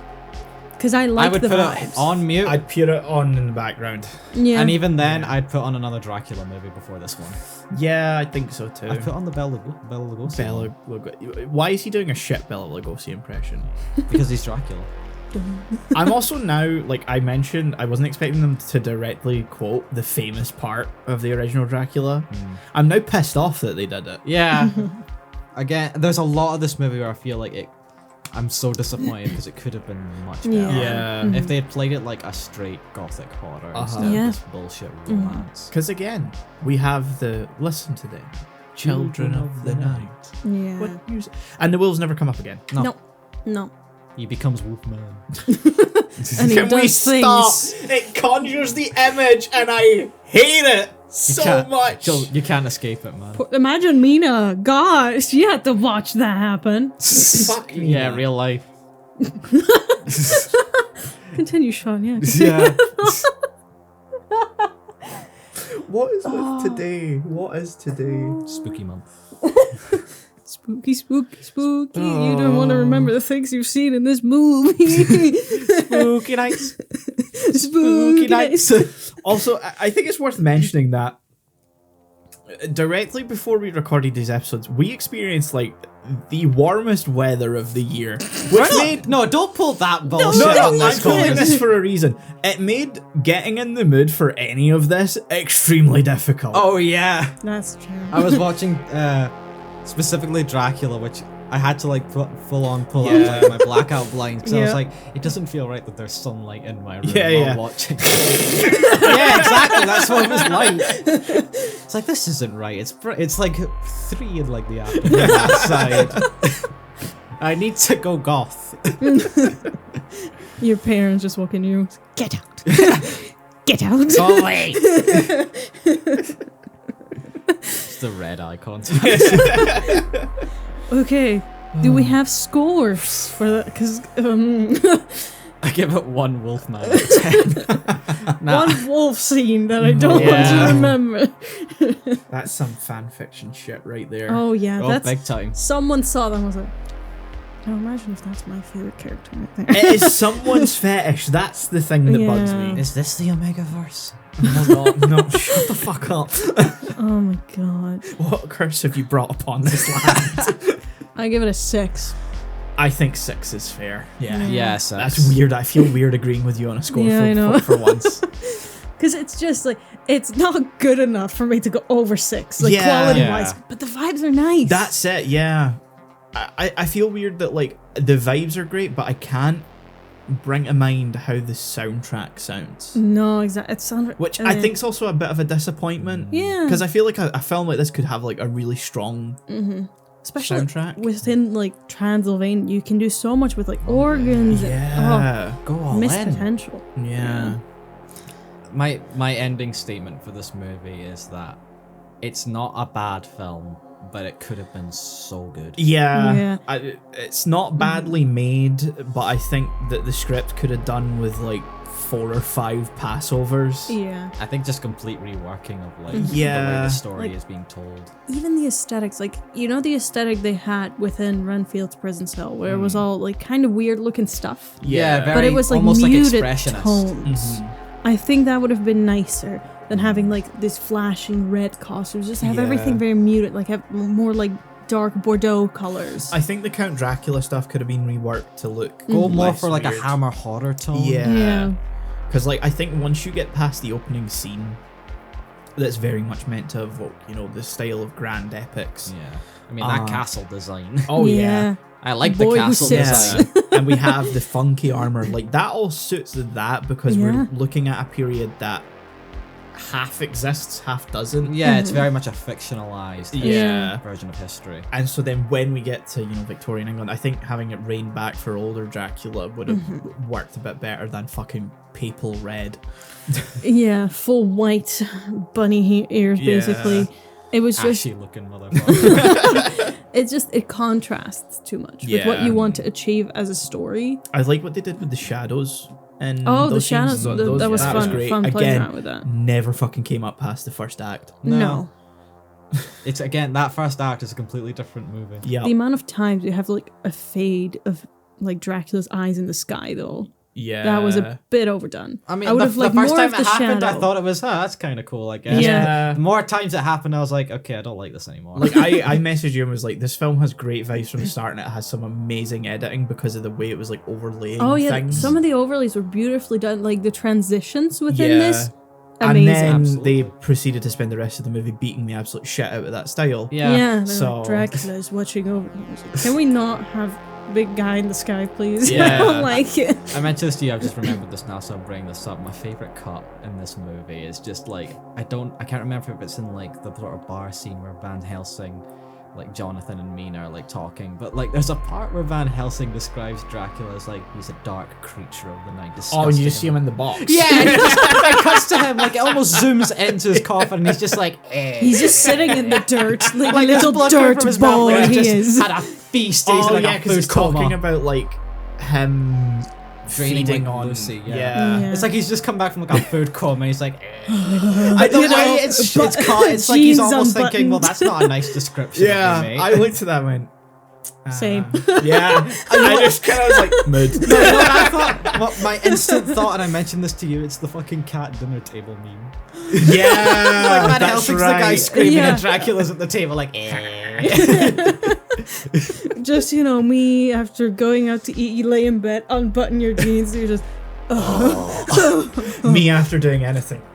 let me return to my box of dirt, please. Like, naturally. No, that was a fucking dinner reservation right there. Now that again, Sean, doesn't sound great. I don't care anymore. You're gonna keep doing this for anything I say at this point, I think. So that was our I'm done with these movies. Our I'm never dynamic is so weird. Oh, You two are God. like fucking siblings sometimes. No, disgusting. no. You can tell I'm the only child.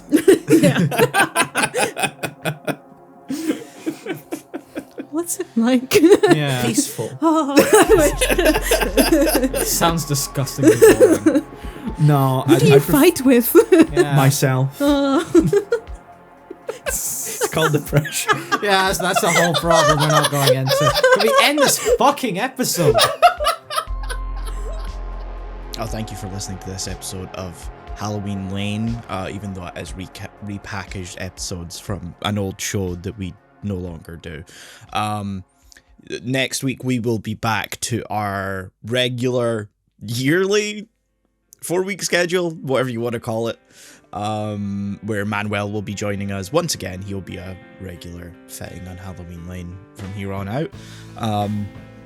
And yeah, bye.